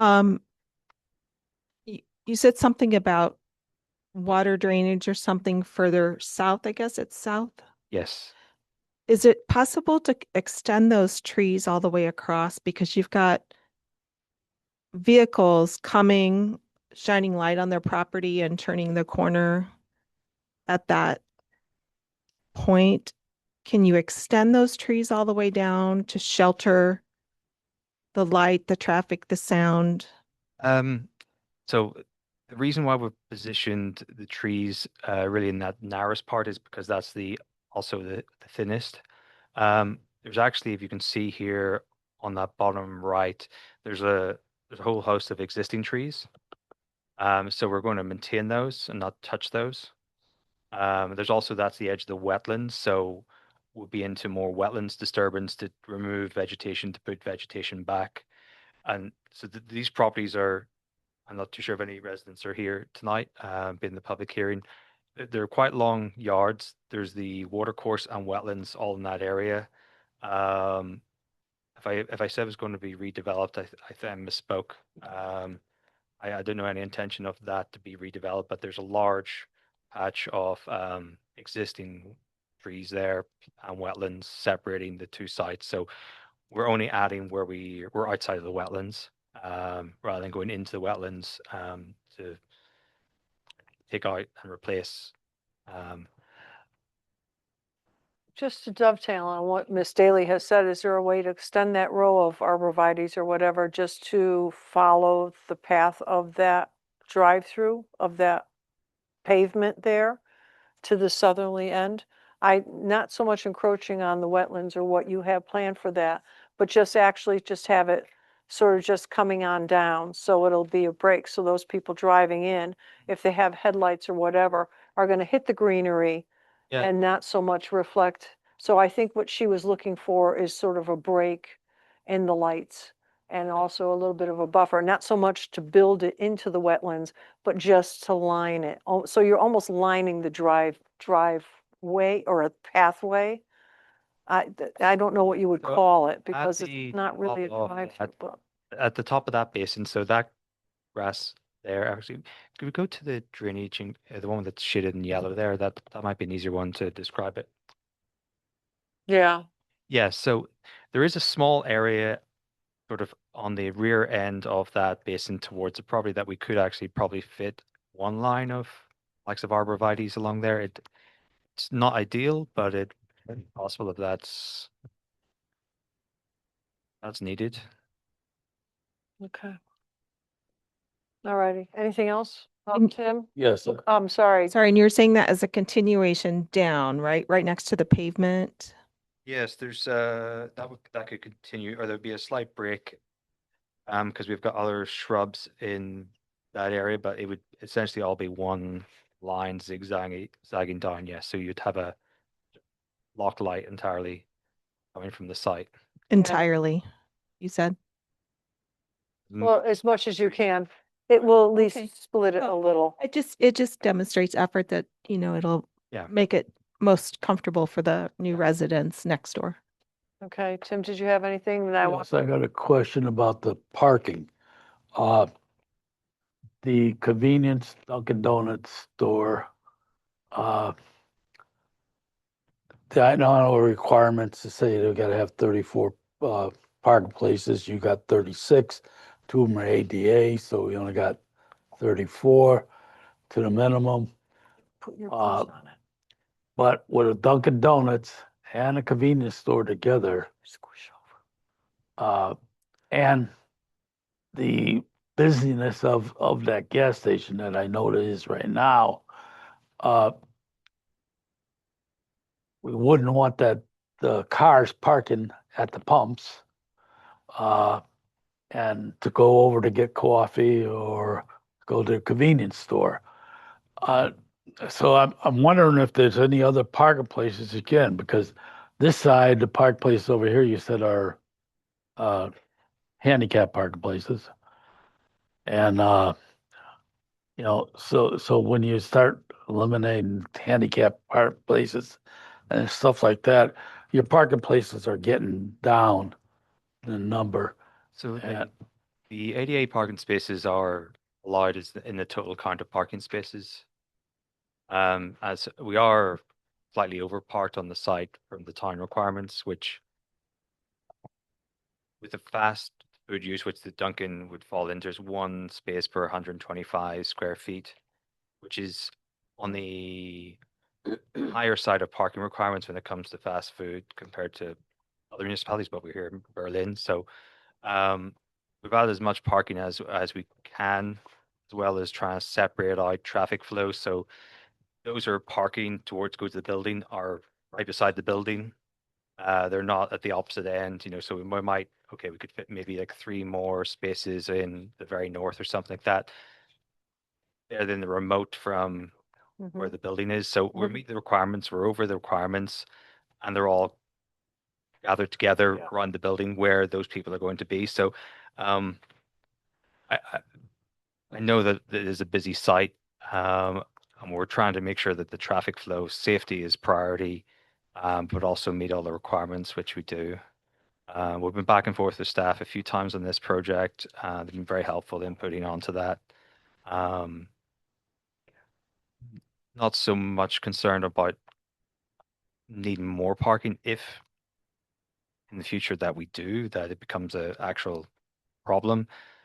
There's certain areas we could look at, put parking in that facing the pumps, but at this stage we don't really see a defined need for it to add more impervious without actual real life experience. Our traffic study was quite comprehensive, showing that we're not adding that much traffic to the turnpike, but meet all the requirements of the parking. But like if there ever became a real problem with parking, then there's options for the future to come back and ask for additional parking spaces, but it's not something we really look at to doing today, adding more impervious than is required. And according to and Alexa, I'm sorry to put you on the spot, but according to our regulations, the site currently is, with the proposal, has enough parking?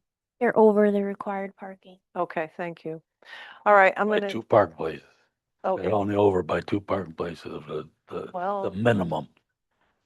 okay. And that's why I'm saying it's going to be a real busy site. It's a busy site You know, now. And it is now. I'd stay away I from it think because I think it's going to be busier with the Dunkin' Donuts Yeah, and the convenience store.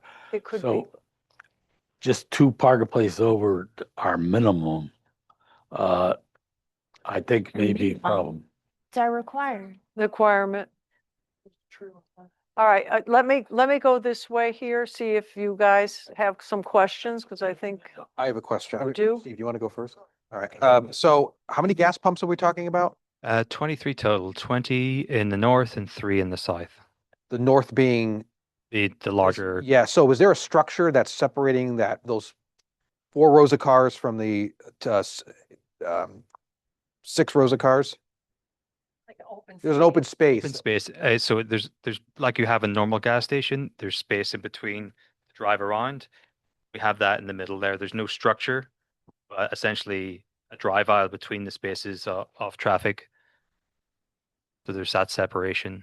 There's no state law that prevents these many, I've never seen this amount of gas. I mean, maybe other than a highway truck stop, I've No. never seen this amount of gas pumps next to each other, but there's, okay. It's, it's obviously the gas station itself is quite busy. So therefore by adding additional pumps, you make it a lot less waiting time for everyone to use and a lot more higher chance of redundancy of pumps so that people can come and use. And like those spaces are not included in the parking count.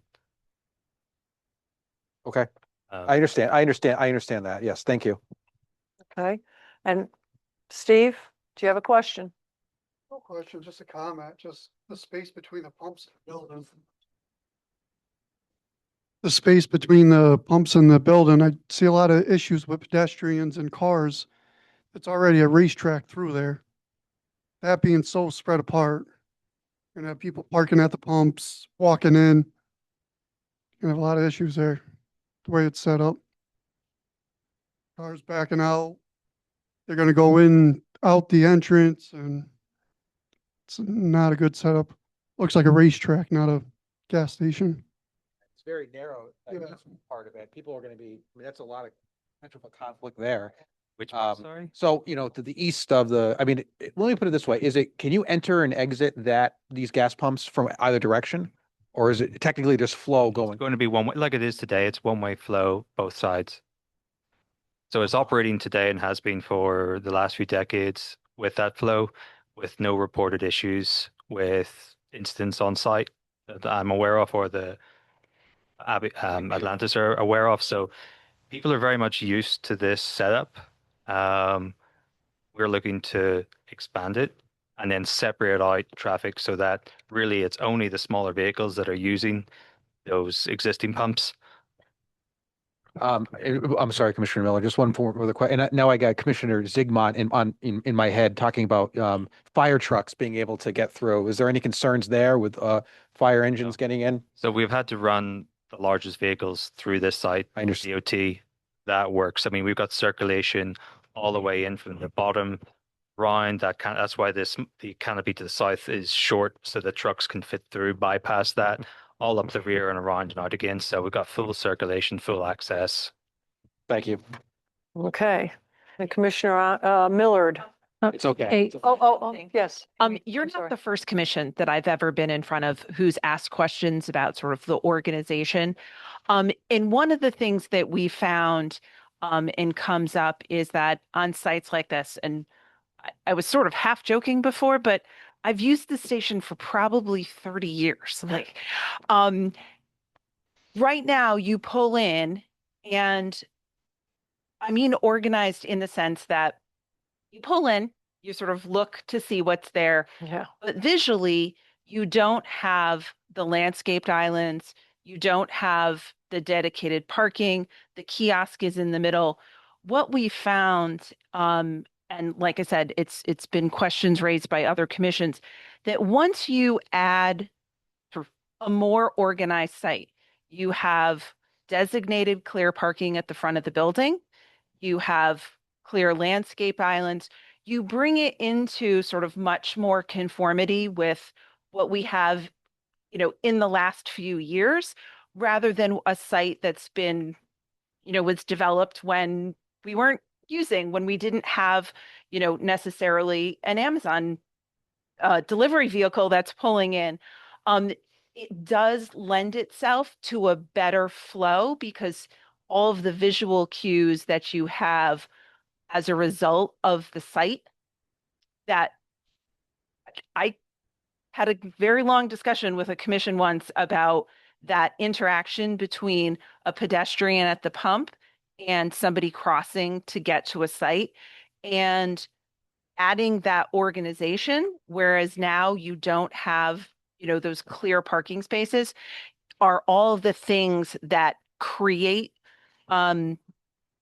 better opportunities for not only the drivers, but the pedestrians who are now looking to see, okay, cars coming in, it's not kind of a free for all of I'm going to the kiosk and you're sort of walking across another aisle. Here, you're organizing it in a way where, and you're not supposed to technically leave your car unattended at the pump. Everybody has done it at some point. Yeah, not Right. anymore. And that's the case. But I think, again, adding the layout of the site and that opportunity, if you know you're going to go in, you're probably going to go park, get what you need, and then go up to the pump, and then you're going to exit, because you're going to start to have, once you start using the site, you're going to be more familiar with its operations. And I think then, again, as you have users who become familiar with the new layout, and as Gareth mentioned, the idea is the station will be open, and people will, as you're using the station, will see the construction, and I think you'll start to get used to some of the things that you're raising. So by the time it's actually open and functioning, there'll be, some of that better understanding. But certainly something that's come up, and like I said, in the context of sites very similar to this, or the other one had a former repair bay.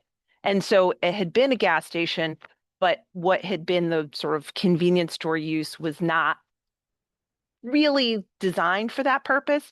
And it functions much more clearly and frankly, user-friendly for both the people at the pumps and somebody going into the station once you start to see those, all of the things about a modern site. And thank you for that. Now, obviously, at least some of the closest pumps, certainly I can see people leaving, filling up their tank, letting it run, and then walking into the convenience store. Obviously, there's gonna be some cross contamination of pedestrians, I suppose. But what you're trying to convey to us is that the pumps really aren't they're really separate from the pedestrian use as much as you can make it practically possible. All right, and obviously people wouldn't be walking around on that eastern portion there where the cars are coming out. There's no real need for people to there, and so that's certainly a safety issue that I think you've attempted to alleviate. I think you have. Right, and I think that was the question, that Gareth was noting about the area to the right as you go north. That if you are somebody, we have the visual of the truck with the boat. You're somebody who's filled up both your truck and your boat with gas at the pump below. Maybe you want to go in and get a soda or a coffee, whatever it is, that there is space on the side to exit if you pulled over because even if you're towing a boat, you're not going to pull into the regular parking spot because you don't fit. And so that was part of the idea, that knowing that some of the customers we might be servicing would have, a trailer or some other equipment, things like that, as well as if there was anything for loading or otherwise, all could be accommodated on that side. Also minimizes, you don't have some of those vehicles now trying to pull in to where you have more of that, what Gareth characterizes as the domestic traffic. You or I just in a regular passenger car getting gas, you're not dealing with, oh, great, I have to walk around somebody's boat because that's going to be on the other side. Fair enough. Thank you. I have a question. Going back to the other side where the larger vehicle bays are for the pumps. I guess my concern is, let's say we have an RV come in, they have 5 kids, 3 of them have to go to the bathroom. While dad's pumping gas, they're going to run over to the convenience store. Which means they have to cross all the traffic waiting for Dunkin' Donuts, it looks like, correct?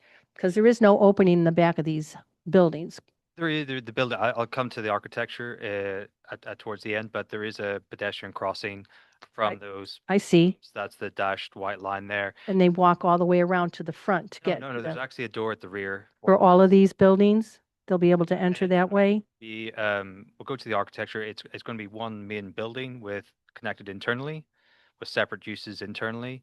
But as you come in from the south canopy, you come in right where the restrooms are, and then walk into the convenience store or the Dunkin' either Okay. side. So pedestrian flow, grouping of traffic, it's been discussed and thought about at length, trying to group every use together with their ease of access, sort of for every scenario.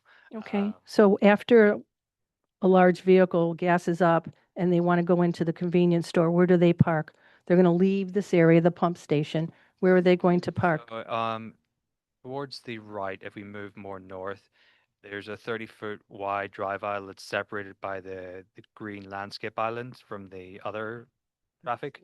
So half of that is marked out as like a layover area where you can pull in.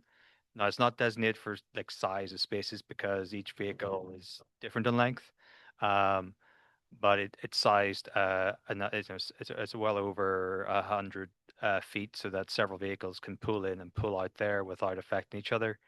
Um, that's the idea behind it. I know this is the public hearing, so I want to give the public a chance to comment on this, whether it's in the positive or negative. Is there anyone who would like to share with the commission their thoughts about this project or proposal? Yes, ma'am.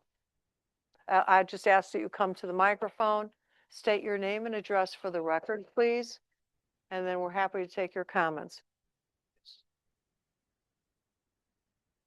Hi, my name is Elaine Irwin. Hi, can you hear? Hi, my name's Elaine Irwin Matulis. I live at 260 Beckley Road in Berlin, and I'm also the owner of the property across the street from this. And I'm just concerned about the increased utilization in this area and the traffic pattern specifically as it comes out of the establishment itself. I'm wondering what they're thinking their increased usage of this space would be, and therefore then you can extrapolate how much more traffic will be in this area.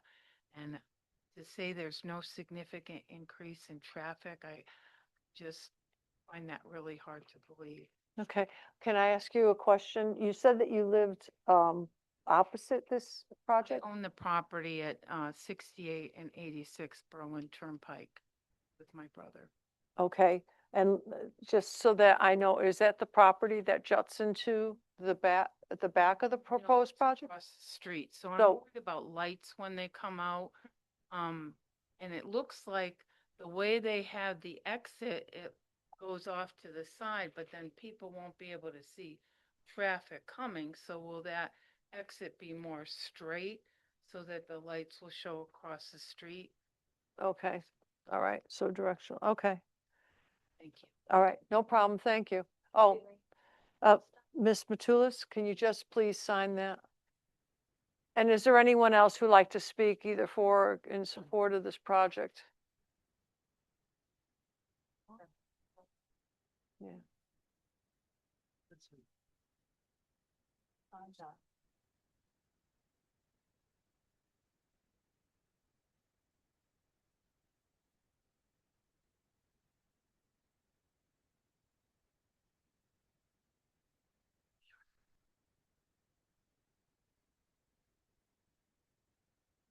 So Chris Edge, 40 Kensington Road, I will be brief.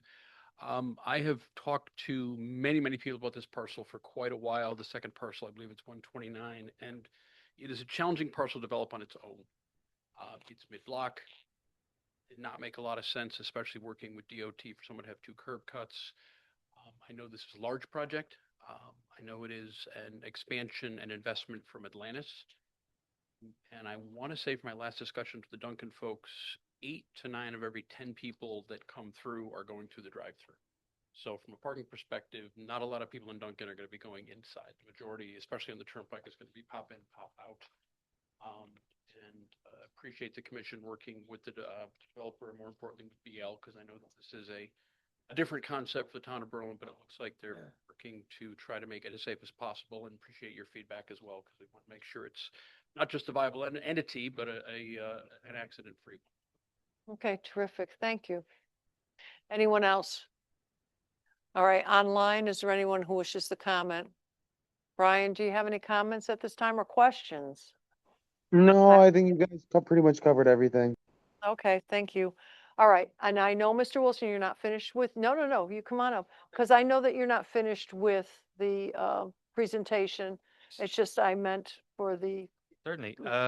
those seats are not that comfortable, so I'm trying to move along. Okay. All right. I'm sorry. Go Sure. Okay. We can continue on if that's your wish. We can go into architecture. We did do a full traffic study, traffic counts, provide all the information to the town staff. I know lighting was discussed on the last application or 2 applications ago. So we've again provided a lighting plan. So again, dark sky compliant, fully lit site, and enough adequate lumens throughout the site. The next one, I think we're getting close to architecture. So here's the floor plan. So it's actually rotated from what was shown on the previous slide. But along the bottom, you have the front, which is facing north towards the larger, smaller passenger vehicle canopy. So there's one main entrance and the vestibule there where you turn right inside. And then we've got a new convenience store spread out, where then the shaded area to the left is where the proposed Dunkin' is, the 1,505 square feet, with the drive-through window there just to the left popping out. And then the rear, we've got the restrooms for them, and then the exit door to the smaller canopy to the south. So there's 2 means of well, actually 3, because there's 2 on the front, 1 at the rear, and then the service doors, as well as all the storage, walk-in, the refrigerators, which are walk-in for staff, but not for the clients. We go to the next slide, shows the plan and elevation. So this is the proposed elevation. You got the Dunkin' logo on the left, Atlantis branding there over the entrance itself, and again the compass symbol on the right. It's very similar to the existing Atlantis, very south of the turnpike on 2005 Berlin Turnpike. It was revamped in the last few years in the Atlantis colors, the grays, the whites with the logo. So it's going to look very similar to that, very similar material palette. Right down the street. There you go. Mhm. So that's the architecture. And again,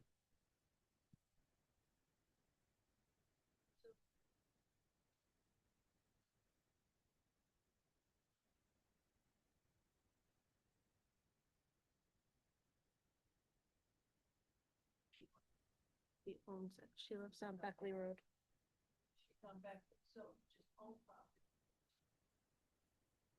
Not residing. No, not.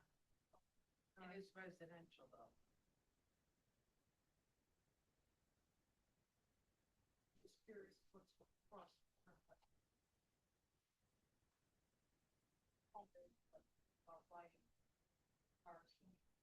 yeah,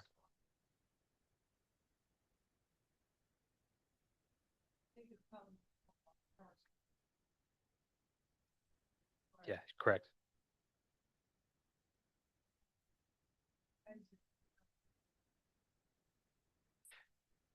Correct. It is staying almost exactly the same internally in the site. The curb line, the radius of that is being adjusted ever so slightly. That's it. It's been restriped, repaved, but the angle, everything else is remaining the same.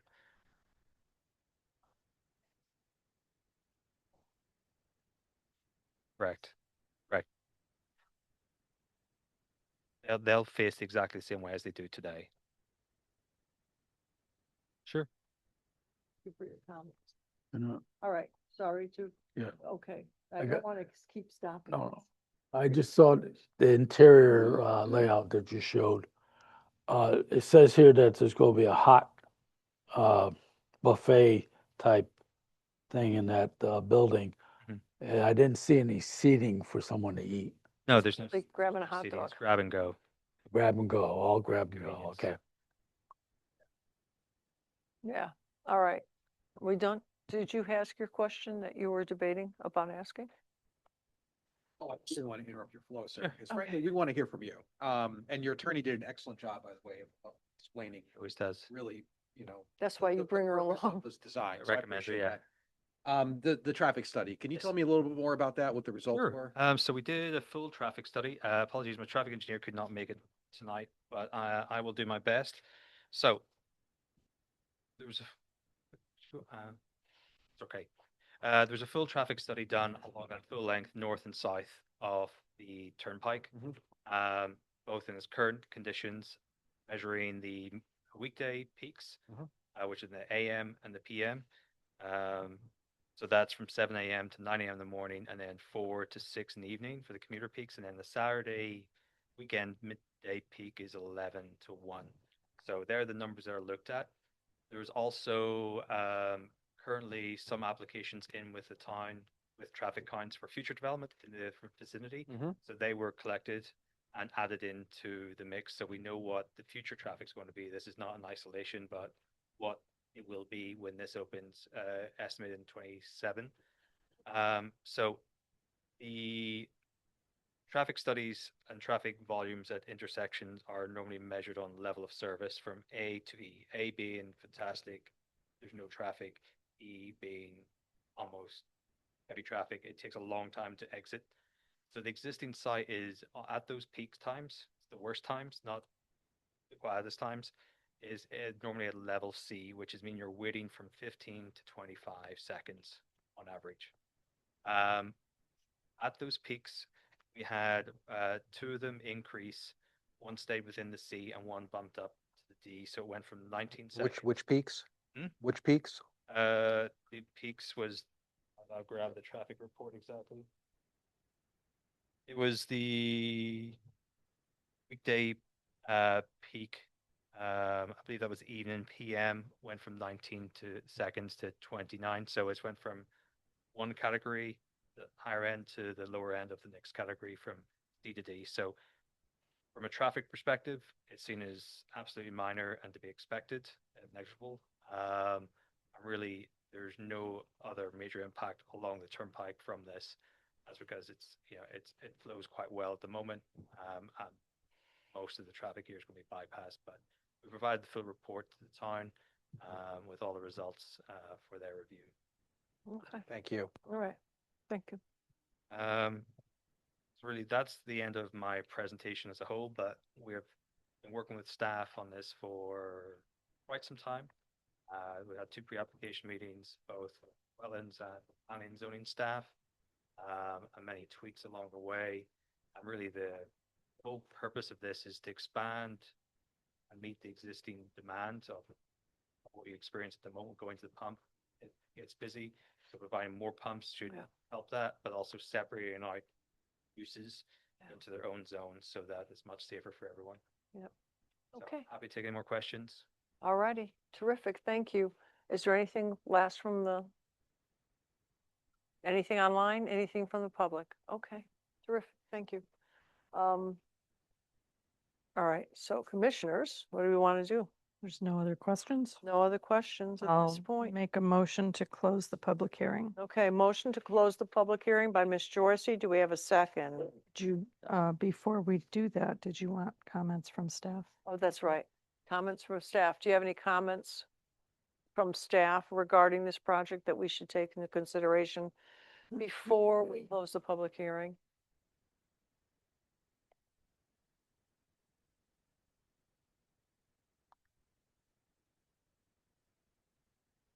You want me to read through the recommended conditions? It's on your staff report. Okay, so nothing in addition to that. So all staff comments that were submitted with the report. Okay. Nothing else? Okay. Nothing else. So I'll move to close the public hearing. Okay, motion by Ms. Jorsey. Do we have a second? Second by Ms. Daly. Further discussion? All those in favor? Aye. Those opposed, so moved. Moving on. Our next application, just stay put. Application of Lenny Tubbs for the Berlin Lions Club to extend its special permit for an additional event, the Tractor Pull and Demolition Derby at the Berlin Fairground, 430 Beckley Road, property of the Berlin Lions Agricultural Fair Incorporated. Good evening, Mr. Tubbs. How are you today? Good to see you again. Fine, thank you, thank you. I'm here for the Berlin Lions Club. We are trying to plan a fundraising event at the fairgrounds to help subsidize all the requests for more donations. And we came up with the Demolition Derby as possibly a great event to do it at. It's been very successful at the Berlin, when we had it at the Berlin Fair on Thursday night. And bringing in another one would, I believe, would help us raise the funds we need to meet the demands of a growing town.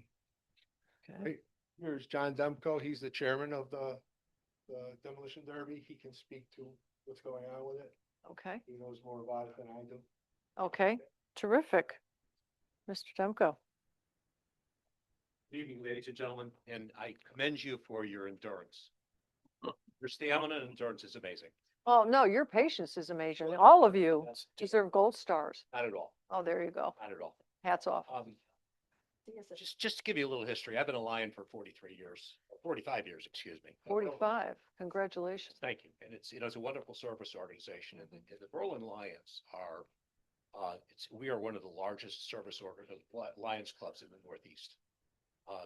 Predominantly because of our fair.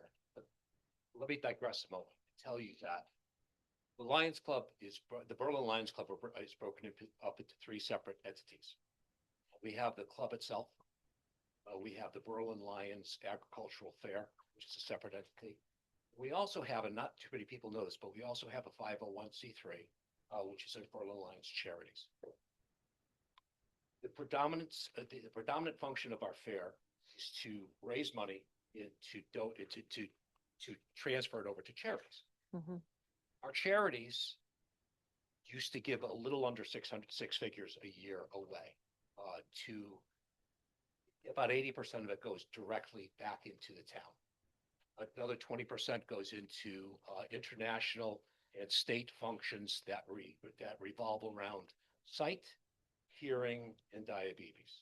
Those are our primary thrusts for the club. As we have continued our charitable donations, we have been, I would say bombarded, but we've been Inundated. requested by so many Yeah. people inundated. Thank you, Glenn, for additional funds. And we've come to a shortfall situation. Actually, the fair does very, very well. The charities is not designed to give back to the fair. Yeah. The fair has to give to charities. So we have gone from a little over six figures to well into six figures in our donations, which left us with a shortfall, which is why we looked at two different types of events this year. One was the Demolition Derby, and the other was a large rodeo, which would have been a whole weekend event. Wow, that would be nice. Became very, Len was working on that very, very untiringly, but it just became too much to get done this year. Mhm.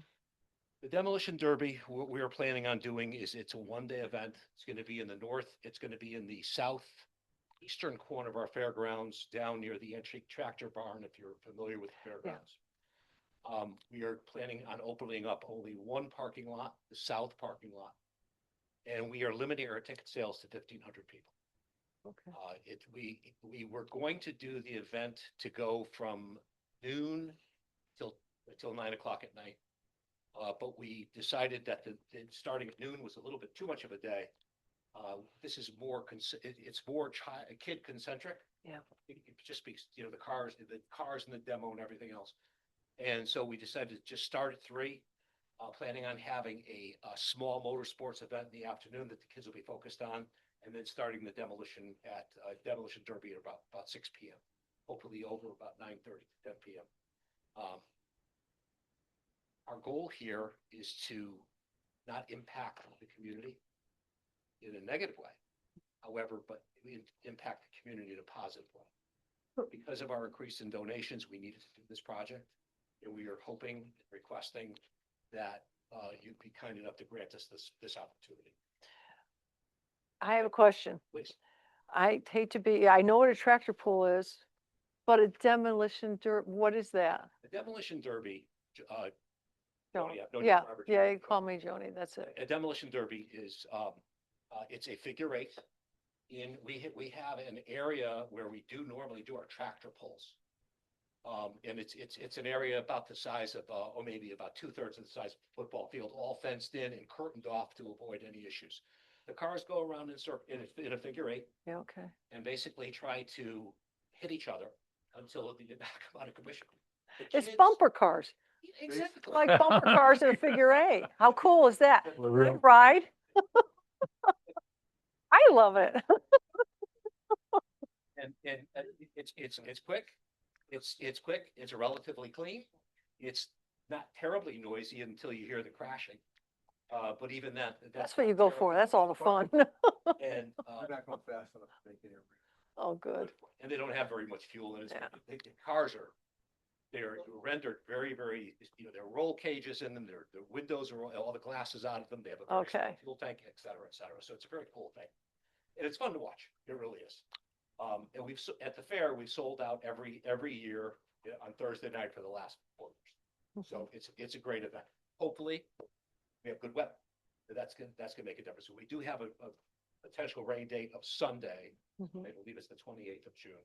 Where 27th is the Friday, and excuse me. Yeah, the Saturday. 27th, yeah. And Sunday would be the 28th of rain day. Sunday's not gonna be a good day, even though school's out. It'll get her done, but it won't be as good as if we have a good day. We've been very fortunate in the last several years, the Berlin Lions have with our fair with good weather. So hopefully this will give us. that as Yeah. well. Okay. Questions from the commission?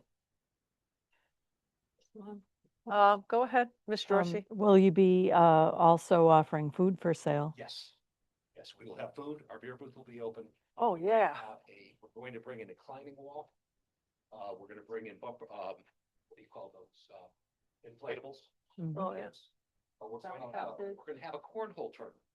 And the truck bar is actually involved with us. They said they would be happy to support us. They have a big deal down at the Yeah. cornhole. Yeah. So we're gonna have, we're trying to make that a big deal. We waited till now, but we are geared up. Yeah, with, you're ready to go. Sponsors. We are geared up with social media. We're ready to go, but we had to obviously wait until we spoke to you folks. Okay. So, we're hoping that this is going to be a very, very successful day. So we can defray our deficit and just continue to give to the community. Okay. That's what we do. Sounds great. Ms. Daly, you have a question? Sounds like fun. What are the local services that you need? So Derby, you need ambulances, you need police. Have we gotten the sign off on them or how many officers? Our police in Berlin are excellent. And I know we sometimes bring in people from other areas. I don't want to overtax them. We're already overtaxing them. That was one of the first things I did was go through the motions with our police department, our fire department, make sure we have an ambulance, Hunter's EM down here with their EMTs. All of this has been addressed. I talked to Bobick, Officer Bobick. Bobick, yeah. He's our traffic liaison for the fair. He came back with Mike Jobs, or Sergeant Jobs, I think it is. Yeah. And they came Lieutenant up Jobs. with the amount of police officers we're gonna have to have on site during the event and to direct traffic during the event. And one of the reasons for bringing it down to, and keeping it 1,500 people, realistically, 1,500 people will probably draw about 500 or 600 cars, parking spaces. Yeah.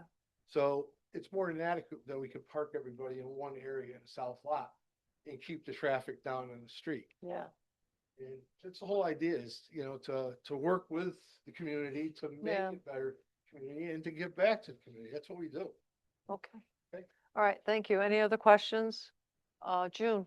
Yeah, how do you keep it to 1,500? Is it a pre-sale? I mean, how do we limit that? I'm thinking of the neat pickle farm. We're or the gonna, pickle thing. No, the we're gonna Pickle do Festival. pre-sale tickets. Okay. I don't even go there. And we've already planned that if, when we get up, for instance, if we only get up to 1,300 before the fair, Yep. we're gonna put signs up that the fair is sold out. It's gonna be, the event is sold out at the end of the streets. We've already planned on limiting people from coming down there on a traffic flow, like, it won't be like the Pickle Festival. Yeah. Nothing was the like. Lions. We're Lions. It's not gonna be the Pickle The pickle people, huh? That was nothing like that Pickle Festival. Yeah, that was different. Okay, thank you. Oh, So you're saying that the event, when you get to 1,300, then you're going to put signs up on the streets If so we get no that one many- can come if through, we although get that many they're pre-sold. yeah. sold. We're gonna try to limit, obviously, the traffic coming down there. We are gonna do heavy pre-sale on our tickets. So we can eliminate the amount of traffic that's coming, extra traffic that may be coming down that day. Okay. I And think we're that gonna, was, on social media, we might post, hey, Yeah. grab your tickets, there's only 100 left, Yeah, that type of thing. that'd be good. And how much are the tickets selling for? Books. Looks like it's gonna be $25 a person, $20 for kids, right? Okay, all righty. Just in case the Zoom public is interested in knowing and planning in advance to circle out the dates. Okay. The 27th of June. 27th with a rain date of the 28th.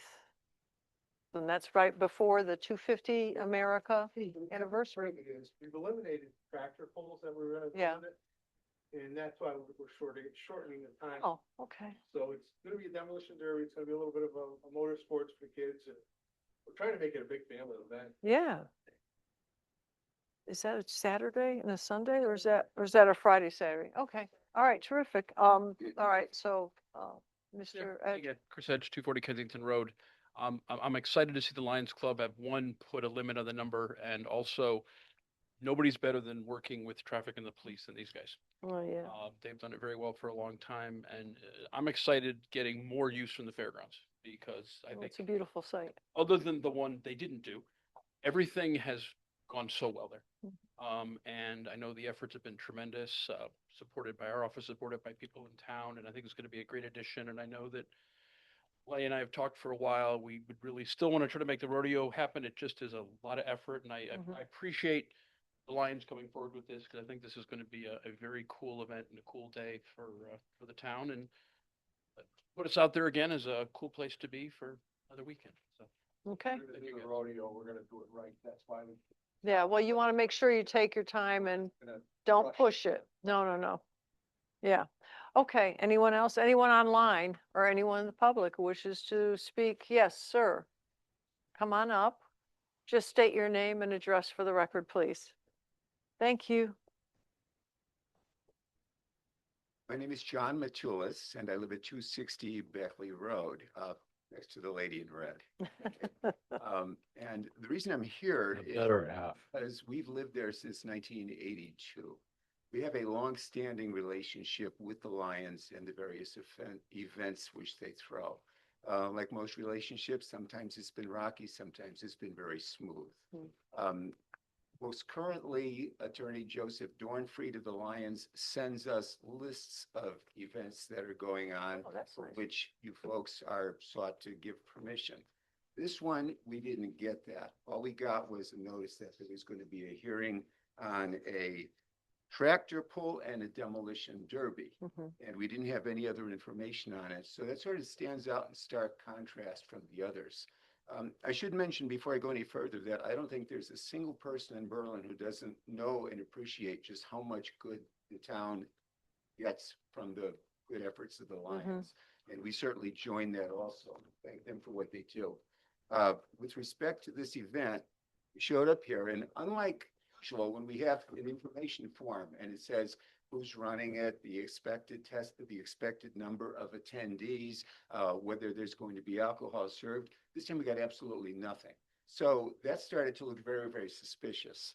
I'm very glad for the information that Mr. Tubbs and the other gentleman provided today because that's very helpful. I realize that entertainment, people have all different tastes. Some people like rock music, some people like symphonies. Most of us maybe are somewhere in between. I'm not personally troubled by the idea of a demolition derby. I did see some of it when they had one most recently, but I'm glad to see that the phrase pickle fest is still a four-letter word as far as you heard. Oh, yeah, oh, don't, We lived through that. If Have there's no- going to be even one suggestion of that. no, Okay. So that's- No idea. no, that was- you have no idea. concern for us. If That's we're true. Going to run this, rather than leasing the facility to some vendor to run it, then we're much more, at least I'm much more. Look, we're comfortable, yeah, with it. Okay, the time is something we've never known before, and now I'm understanding it's gonna be either 12 noon to 9 PM or starting at 3 PM. One of the things I'd be concerned about is, well, if the events that are taking place and providing entertainment end at 9 o'clock, are the people still gonna be lingering around? Are they still gonna be hanging around doing things of that nature? Because at that point, it starts to get a little bit late in the evening. And we now know the date, which was not in any of the information that we've been given, again, conspicuous by its absence from all the previous mailings we got from Attorney Dornfried. If you're expecting 1,500 people, you folks know better than we how much you can accommodate in that south parking lot. I'd be skeptical, but we live on the other side. The southerly boundary of our property, it joins the northerly boundary of the fairgrounds property. Oh, So I we are literally next door neighbors. Yeah, And the other good thing about the fair, besides all the good that it does for the Yeah. town, is that it's a known event. You know when it's gonna happen, you know what the circumstances are gonna be. You know that if it's a certain time of the day and I want to take a right-hand turn out of the road, I'm not gonna get out of my driveway. If I want to turn left, I'm gonna have to go 8 miles in a circle as I go visit my son a quarter of a mile away. So, we know those things. When something comes up that's off the schedule, we don't know that. And what I'm hearing today at least gives me some significant encouragement. Now, I know the Lions have been in the, on Beckley Road since about, I guess, the mid-50s. yeah. The property that we live on, my wife's family, she inherited it from them and they purchased it in about 1928. So her family has deeper roots on Beckley Road than Yeah. the Lions do. Oh. And we continue to try to be good neighbors with them, and we realize that the events that they throw are, with a couple of notable exceptions that I don't have to repeat again, for the best of the community. And so I just simply ask that you folks make sure that if there are going to be others who are going to be part of this, that the Lions retain the ultimate responsibility Yeah. for everything that goes on. Definitely. Because my personal inference from that other fiasco was that Oh. there was way too much responsibility delegated to irresponsible people who could care less. Sir, it was really bad because even I was getting phone calls at home about the other incident. We spoke to some of the police who had tried responding to that, and they had called in every available officer because things were so far out. Yeah, it was a little, Neither the town nor the Lions nor the neighborhood needs that kind Yeah. of exercise again. So exactly. the only thing I'd ask is that in the future, we continue to get these same, I guess you guys have an application that they have to submit for these events. They do. Yeah, and for some reason, we didn't get that this year. All we got was, it's gonna be a tractor pull and a demolition. Well, I'm sure that Attorney Dornfried, it will be brought to his attention and it'll be rectified in the future moving forward. Very good about keeping us up to Yeah, he's a date very on good our attorney. Recent efforts to resolve our differences, and I appreciate that. For whatever it's worth, if the tractor pull is still going on, my attitude would be way different. Those generate far and away more offensive noise than any other event that we've ever seen. Yeah. Fairground. I think by testimony, correct me if I'm wrong, that the tractor pull will not be happening with this. Yeah, we're not having a tractor pull, but we also haven't had one of the major tractor pulls, the modified loud tractors. Yeah. Okay. Well, the ones that go under the Berlin Fair. All right, hang on. Sufficiently Just have- to the neighbors. Okay. As you all know, it's an R43 residential zone. Yes, when we do have that in mind as well. All right, but no, Mr. Batulis, Madam I Chair, appreciate your feed. Just had- Twice I've been talking.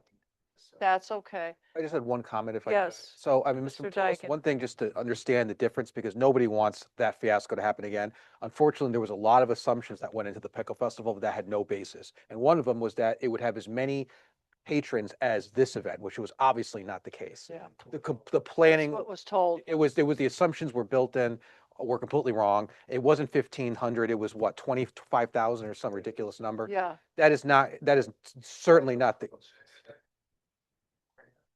Where I said, if this advertising is reaching the right audience, this thing is gonna be way, way bigger. Coming from Mass. all over New England.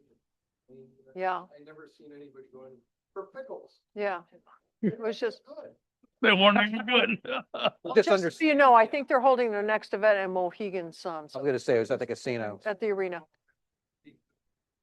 Is Through the chair, of course, you can. handling the event. Yes. This event is gonna be run and controlled by the Berlin Lions Club. That is very reassuring. And any events that we do that are gonna be like this are gonna be run by the Berlin Lions Club with the help of the police department and everybody else involved. Are we on the Okay. record here? You're on the record. You're on the record. On the record. Ray. I appreciate everything that you guys are doing, Tom, and you take care of my car when you take it down there for emissions. Oh. That is not on the record. All right, okay. Anyone else? Yes, Mrs. Matulis, if you wish.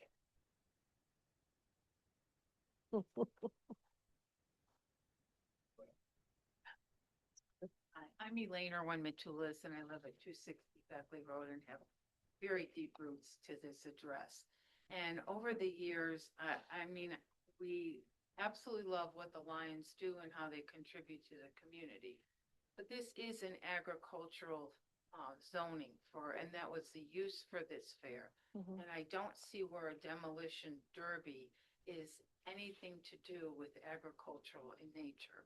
I have a strong background in agriculture, and I just really caution the Lions that they look very closely and consider the neighbors, which they seem to not be doing with the noise in the traffic. I mean, everybody knows about the Pickle Fest, but they also have go-karts that go routinely on the weekends that disturb all the neighbors.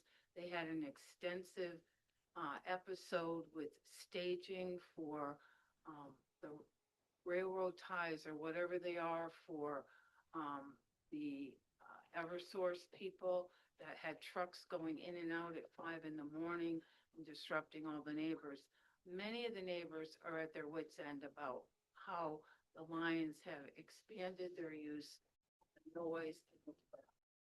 So I just ask them to be very cognizant of neighbors in an R43 zone and that this is an agricultural use.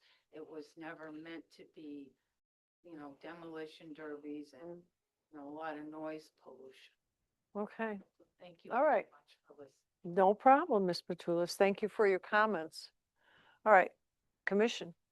Anyone? All right, do we have a notion to make a motion? I'll make a motion to close the public hearing. Okay, motion to close the public hearing by Ms. Jorsey. Do I have a Second. second? Second by Mr. Zigmont. Further discussion? All those in favor? Aye. Those opposed? Okay, so moved. Thank you, Brian. All right, going back into, we're going to move into deliberations now. So Mr. Kokomo has asked for an extension. Going on to the special permit with the site plan application for AMG Pub 2 LLC for that proposed gas station expansion at 109 and 129 Berlin Turnpike. All right, Commission, how are we feeling about this? What are our thoughts?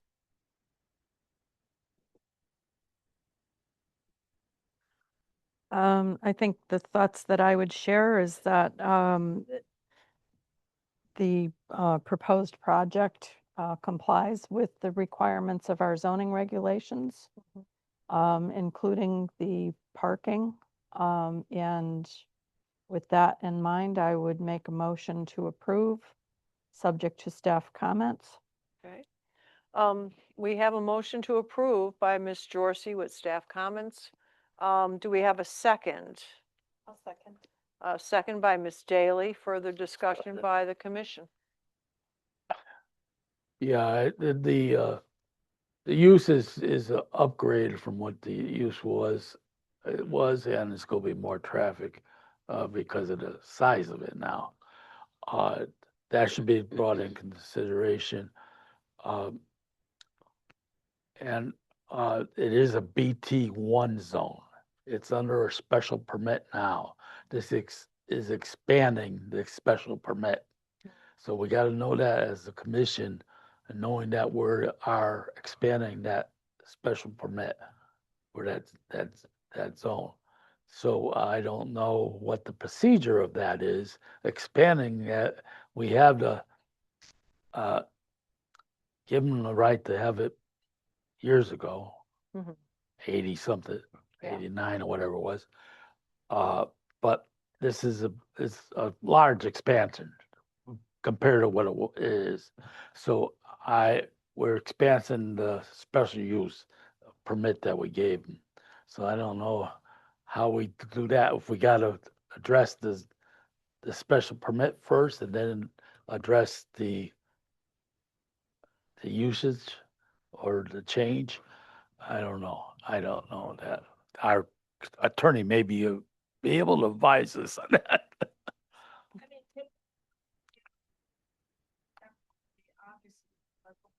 On the site plan, Alexa.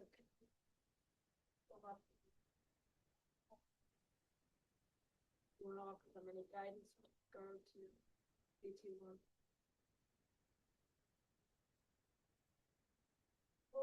What they're expanding on as far as a special permit goes is the fast food drive-through use. Mhm. The gas station already exists. So in that sense, the use isn't expanding. It's already a gas station. The process is what they did, applying for a special permit. They did the process correctly. There's nothing else you would have to do. When a special permit comes in, it also comes in as a site plan. We never vote twice, vote once. Mhm. That's correct. Does that answer your question, Tim? Or address your concern? I gotta read what was in Plans are in here. Support of the special permit. Huh? Plans are in support of the special permit, right? We're voting on a special permit tonight. Yes. Yeah. Oh, Yeah. yeah. It's not a site, yeah. Okay.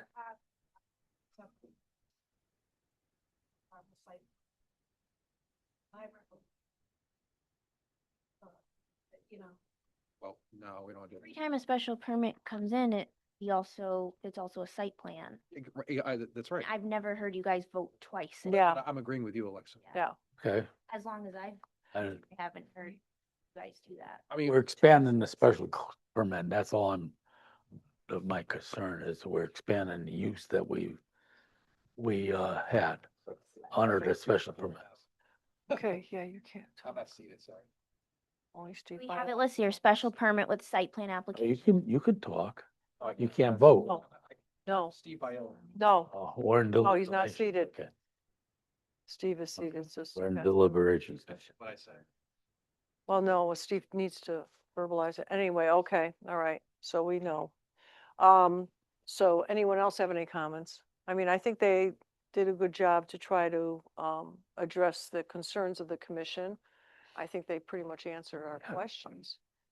I don't have any, overall, I don't have a problem with the, I mean, it's a busy site the way it is Proposal. now, so all they're This doing is taking a procedure. busy site and they're trying to make it a better busy site. I mean, yeah, you're gonna have more pumps and stuff, but I think that will, as Mr. Wilson had stated, I think it will help eliminate some of the traffic jams that I always see at that station. So, we can either try to make it better, or we can leave it as is. And, you know, so I think that, the argument is to try to make it better. But I'm just commenting. my question was just the procedure. We're expanding the special permit. And so the vote's got to be on the special permit. And I just wondered if we vote on the special permit expand, do we have to have a second vote for the project? You know, probably not, but I don't know, you know. I don't know. I would say no, that your special permit, all it says to me is that it's holding that project to a higher standard. So it has to not only meet the regulations, but it's got to hit the high bar that the special permit outlines within that regulation. Or, you know, that zone, so to speak. So, and I think that they did everything they could to try to hit that high bar. I mean, Ms. Daly had brought up the idea of the tree line or the landscape line being brought down from the back of the building, where it was going to be buffering that sort of notching from the other landowner, and it was going to be brought down to sort of try to soften whatever light, or maybe add some more landscaping to it with that edging. So, and they were very receptive to that idea. Overall, it's a nice project. It's just, Yeah. procedurally. No, I understand. I know. mean, I appreciate the question. know. I think it's a valid question, but So the introductory language, and this is in your staff report at page 2, it gives you where the special permit use is allowed. It cites section 6G3D under proposed conditions, buildings and uses. You'll see that citation, the BT1 zone special permit use. Introduction to that section, section 3, says special permit uses, the following principal uses shall be permitted in the BT1 zone, subject to special permit and site plan approvals by the commission in accordance with sections 12 and 13, and further provided that vehicular access between adjacent parcels and integration of pedestrian access between adjacent parcels is addressed. So it's giving you a standard there. And then obviously G3D rather is for motor vehicle repair garages. Gasoline filling stations also subject to a certificate of approval of location. Certificate of location approval from the Zoning Board of Appeals, and we know they have that.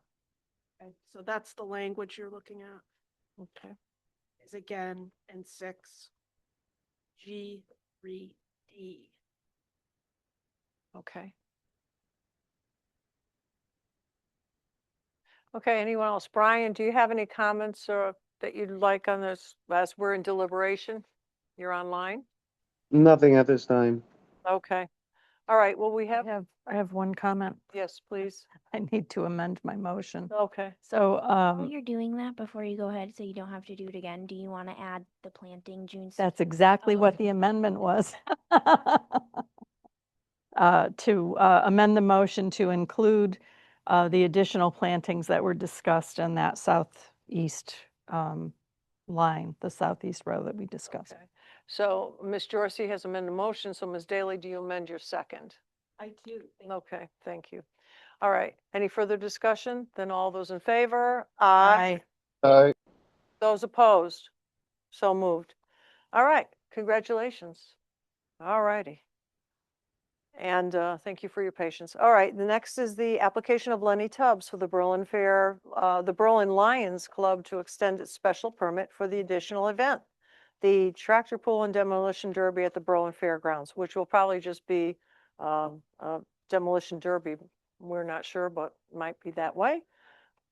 Okay, so it'll be a demolition derby at the Berlin Fairgrounds. All right, so commission. What are your thoughts on this?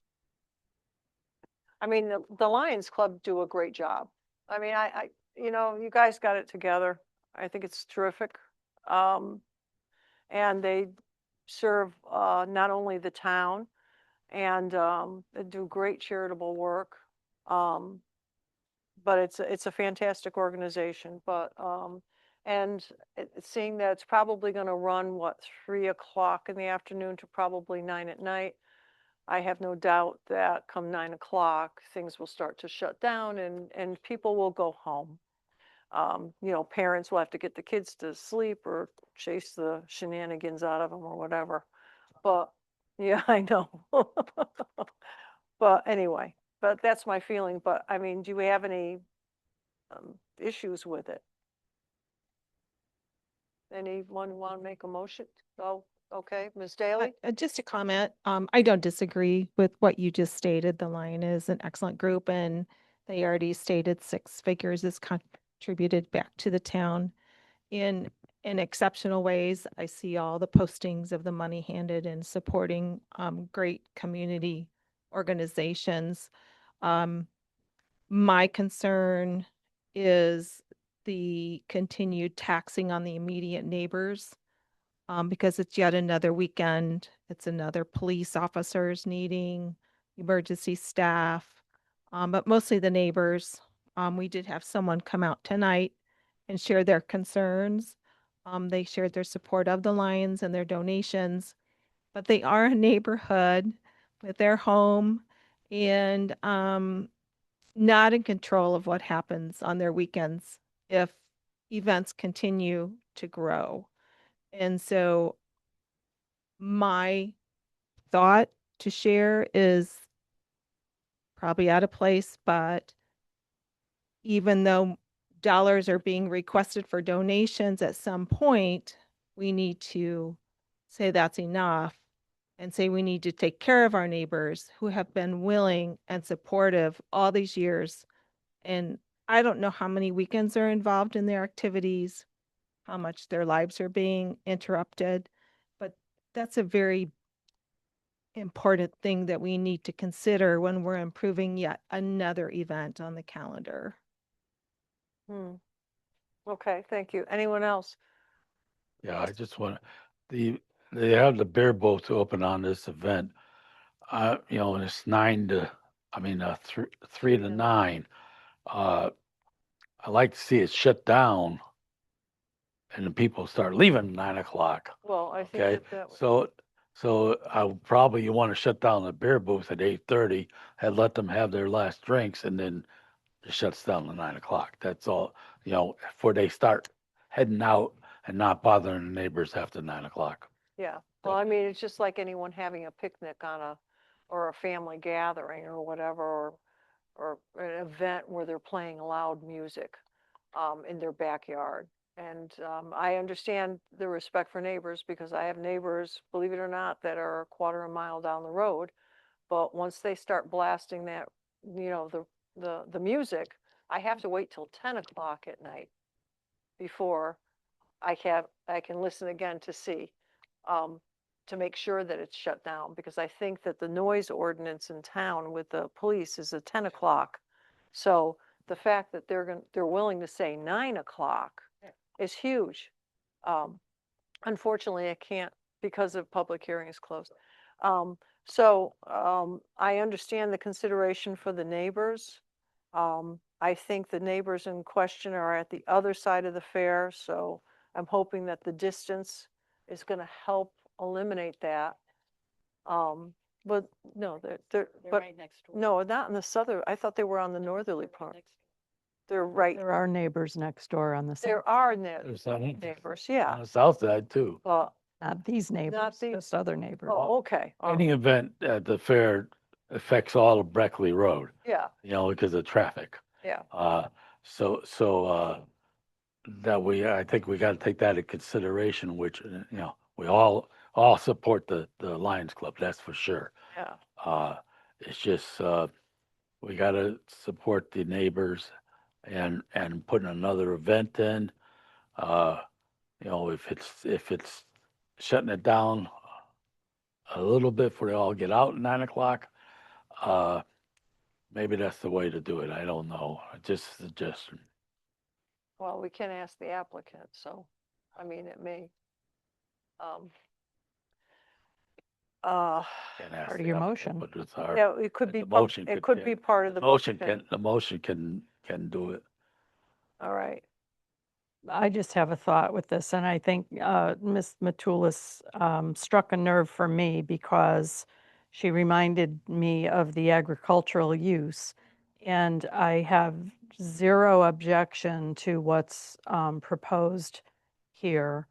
But it reminds me to be mindful when we're thinking of other applications for areas that are zoned for agricultural use and proposals that we may have come before us for additional uses of those properties in the future because we're setting a precedent. Yeah, That's my thought. yeah. That's a good thought. Anyone else? Brian, you're online. You have I'm all anything about set. this? Okay. Personally, I was hoping for the rodeo myself, but It's coming. I It will sounds wait. like it's I will coming. wait, because I thought that that was always part of the fun part of the fair was the rodeo on a Saturday morning. Okay, but what's the flavor of the commission? Do we have a motion? Motion approved or staff comments? All right, motion to approve by Steve Biella with staff. I'll second. Second for discussion would be Ms. Jorsey. And are we going with the 9 o'clock end time? Was there? 9 o'clock end time. Okay, 9 o'clock end time. All right, so it'll be as proposed. Okay, Ms. Dorsey, you're good with that? I'm good with that. All right, so we have a motion, we have a second. So further discussion on this. So all those in favor? Aye. Aye. Those opposed? So moved. There you go. All right, guys. Good night. Planner comments, Alexa. What you got, Alexa? You did very well, Alexa, except you needed to move the mouse and show us those. Assistant It's like, planner please, comment. because, well, no, she is you're technically a planner, aren't you? Oh, you're a planner, assistant. I thought you had a full boat. Not yet? I know, but I thought you, yeah.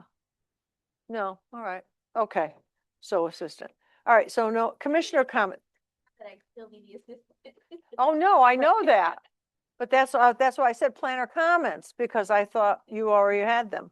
Okay. Joe was focused on the word planner, not. Yeah, That was. exactly. That's usually my focus is. Okay, commissioner comments, any? Yes. Oh, okay. Go.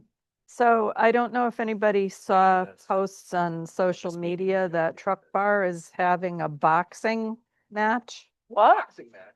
Huh? Really? Are you sure it's not AI? Oh, no, I think it's already happened. But I was surprised to see it, some type of a boxing match, which I thought was something that probably should have come to us. So I think it's happened already, but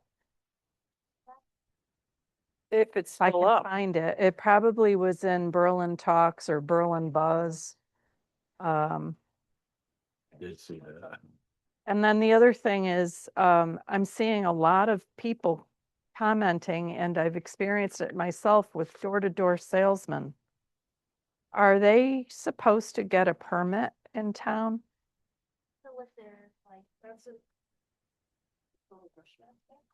Door-to-door salesman. Solar panels. Oh, yeah. Is it a period of time that they are given when they make an application to do that? Sorry, I don't have a mic on. Do you know recently a few people did come in to get the solicitor solar? So I saw, I forget what they're called, the little, I want to call it a Humvee. It's not a Humvee. It's like a two-wheel thing that you stand on and you balance to get it to go forward and back. Segway. The guy was going on a Segway up the Chamberlain Highway.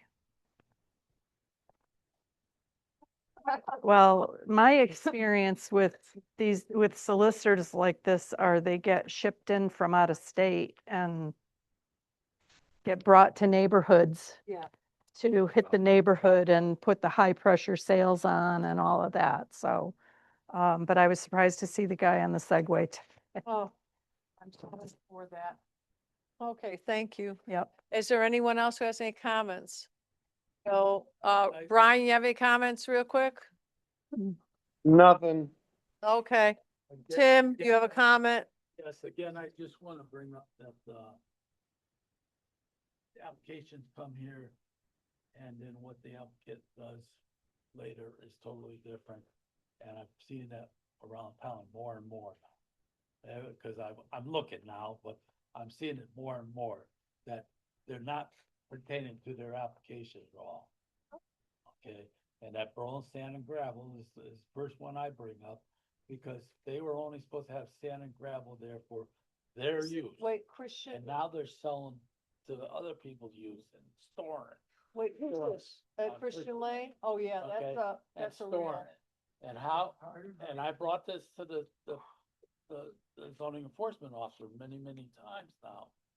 And I don't know how we enforce the things that we approved. Okay? Because that one goes out thin, but I see more now. But that one sticks out in my mind so bad. How do we enforce it? Well. It was only sales for their place. The town doesn't have the staff. It's just as simple as No, that. no, We don't have no, the resources they for that, don't. Tim. Do we have to hire, ask the town to hire? a With what part-timer money? Or something? I don't know, but Well, it's it's not hard to being, find it's a not being, full-timer. You can't find people to do these jobs anyway. Think, I don't, again, I don't know specifically what you're speaking of.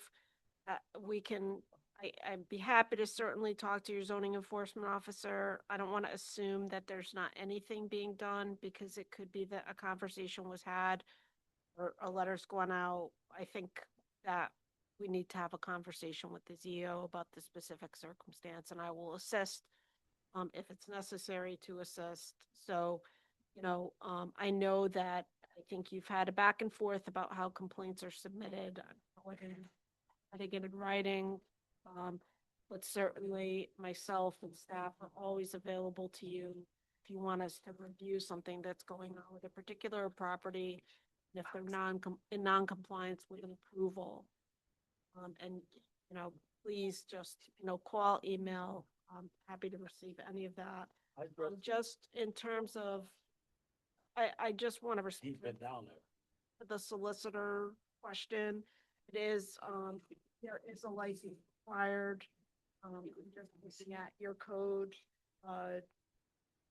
So it says, solicitor means any person traveling by motor vehicle from house to house, taking or attempting to take orders for sale, delivery, or for services be performed in the future, whether or not soliciting employs samples or whether or not deposits or advance payments are collected.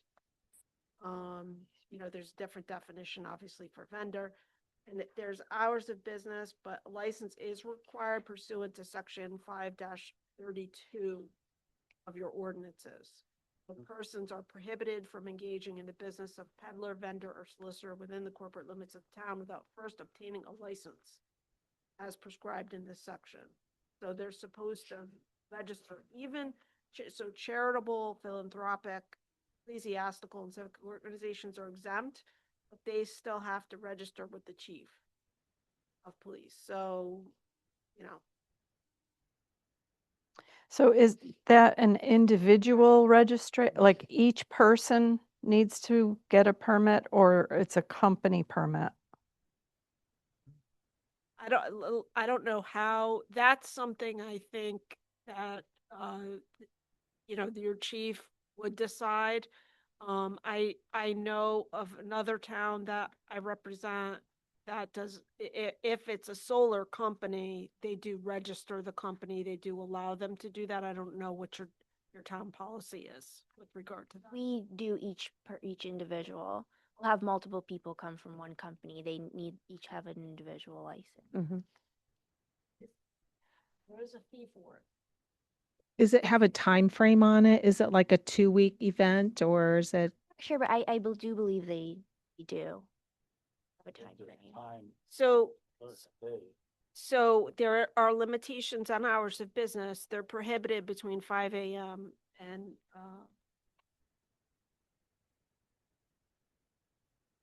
No, you mean in reverse. they're allowed 8 a.m. Yeah. to 8 p.m. Yeah. Like a week. So, this, I think the last one I had was food trucks. So, they allowed them a year permit, but have I seen restrictions of a lesser period of time? For certain? It depends on whether or not there are particular concerns about impacts. You know, typically you see language, and I'm not looking through the whole ordinance. Typically, you see some discretionary language about the ability to limit the time period. Because, you know, sometimes you just don't know, right? What impacts something may have in a particular area as well. And so you want to have that ability to evaluate it and kind of, you know, set some deadlines. We have given them a permit. I mean, you know, who's good. Do they have to display the permit? So they really should be carrying it. That may be in your ordinance as well. I think that they got They- to put a lance around their Yeah, on the tag, and- people could say, well, they got a permit to do it. And I've always advised too, that it, you know, as far as the chief of police, that he has the ability to set some policies as well and condition approvals. Like if there are particular concerns about people not being adequately identified and, you know, it's resulting in people feeling uncomfortable or, you know, I think that's all fair. And listen, you know, you're not going to get pushback on that because it's appropriate. It's not unreasonable. I mean, you know, that's certainly something that, especially with some of what's been going on. Yeah, because one time, a couple miles that have no light, they look like ball. Sorry, but you know, but that's, you know, if they don't have the permit or something, is that really? Don't know this.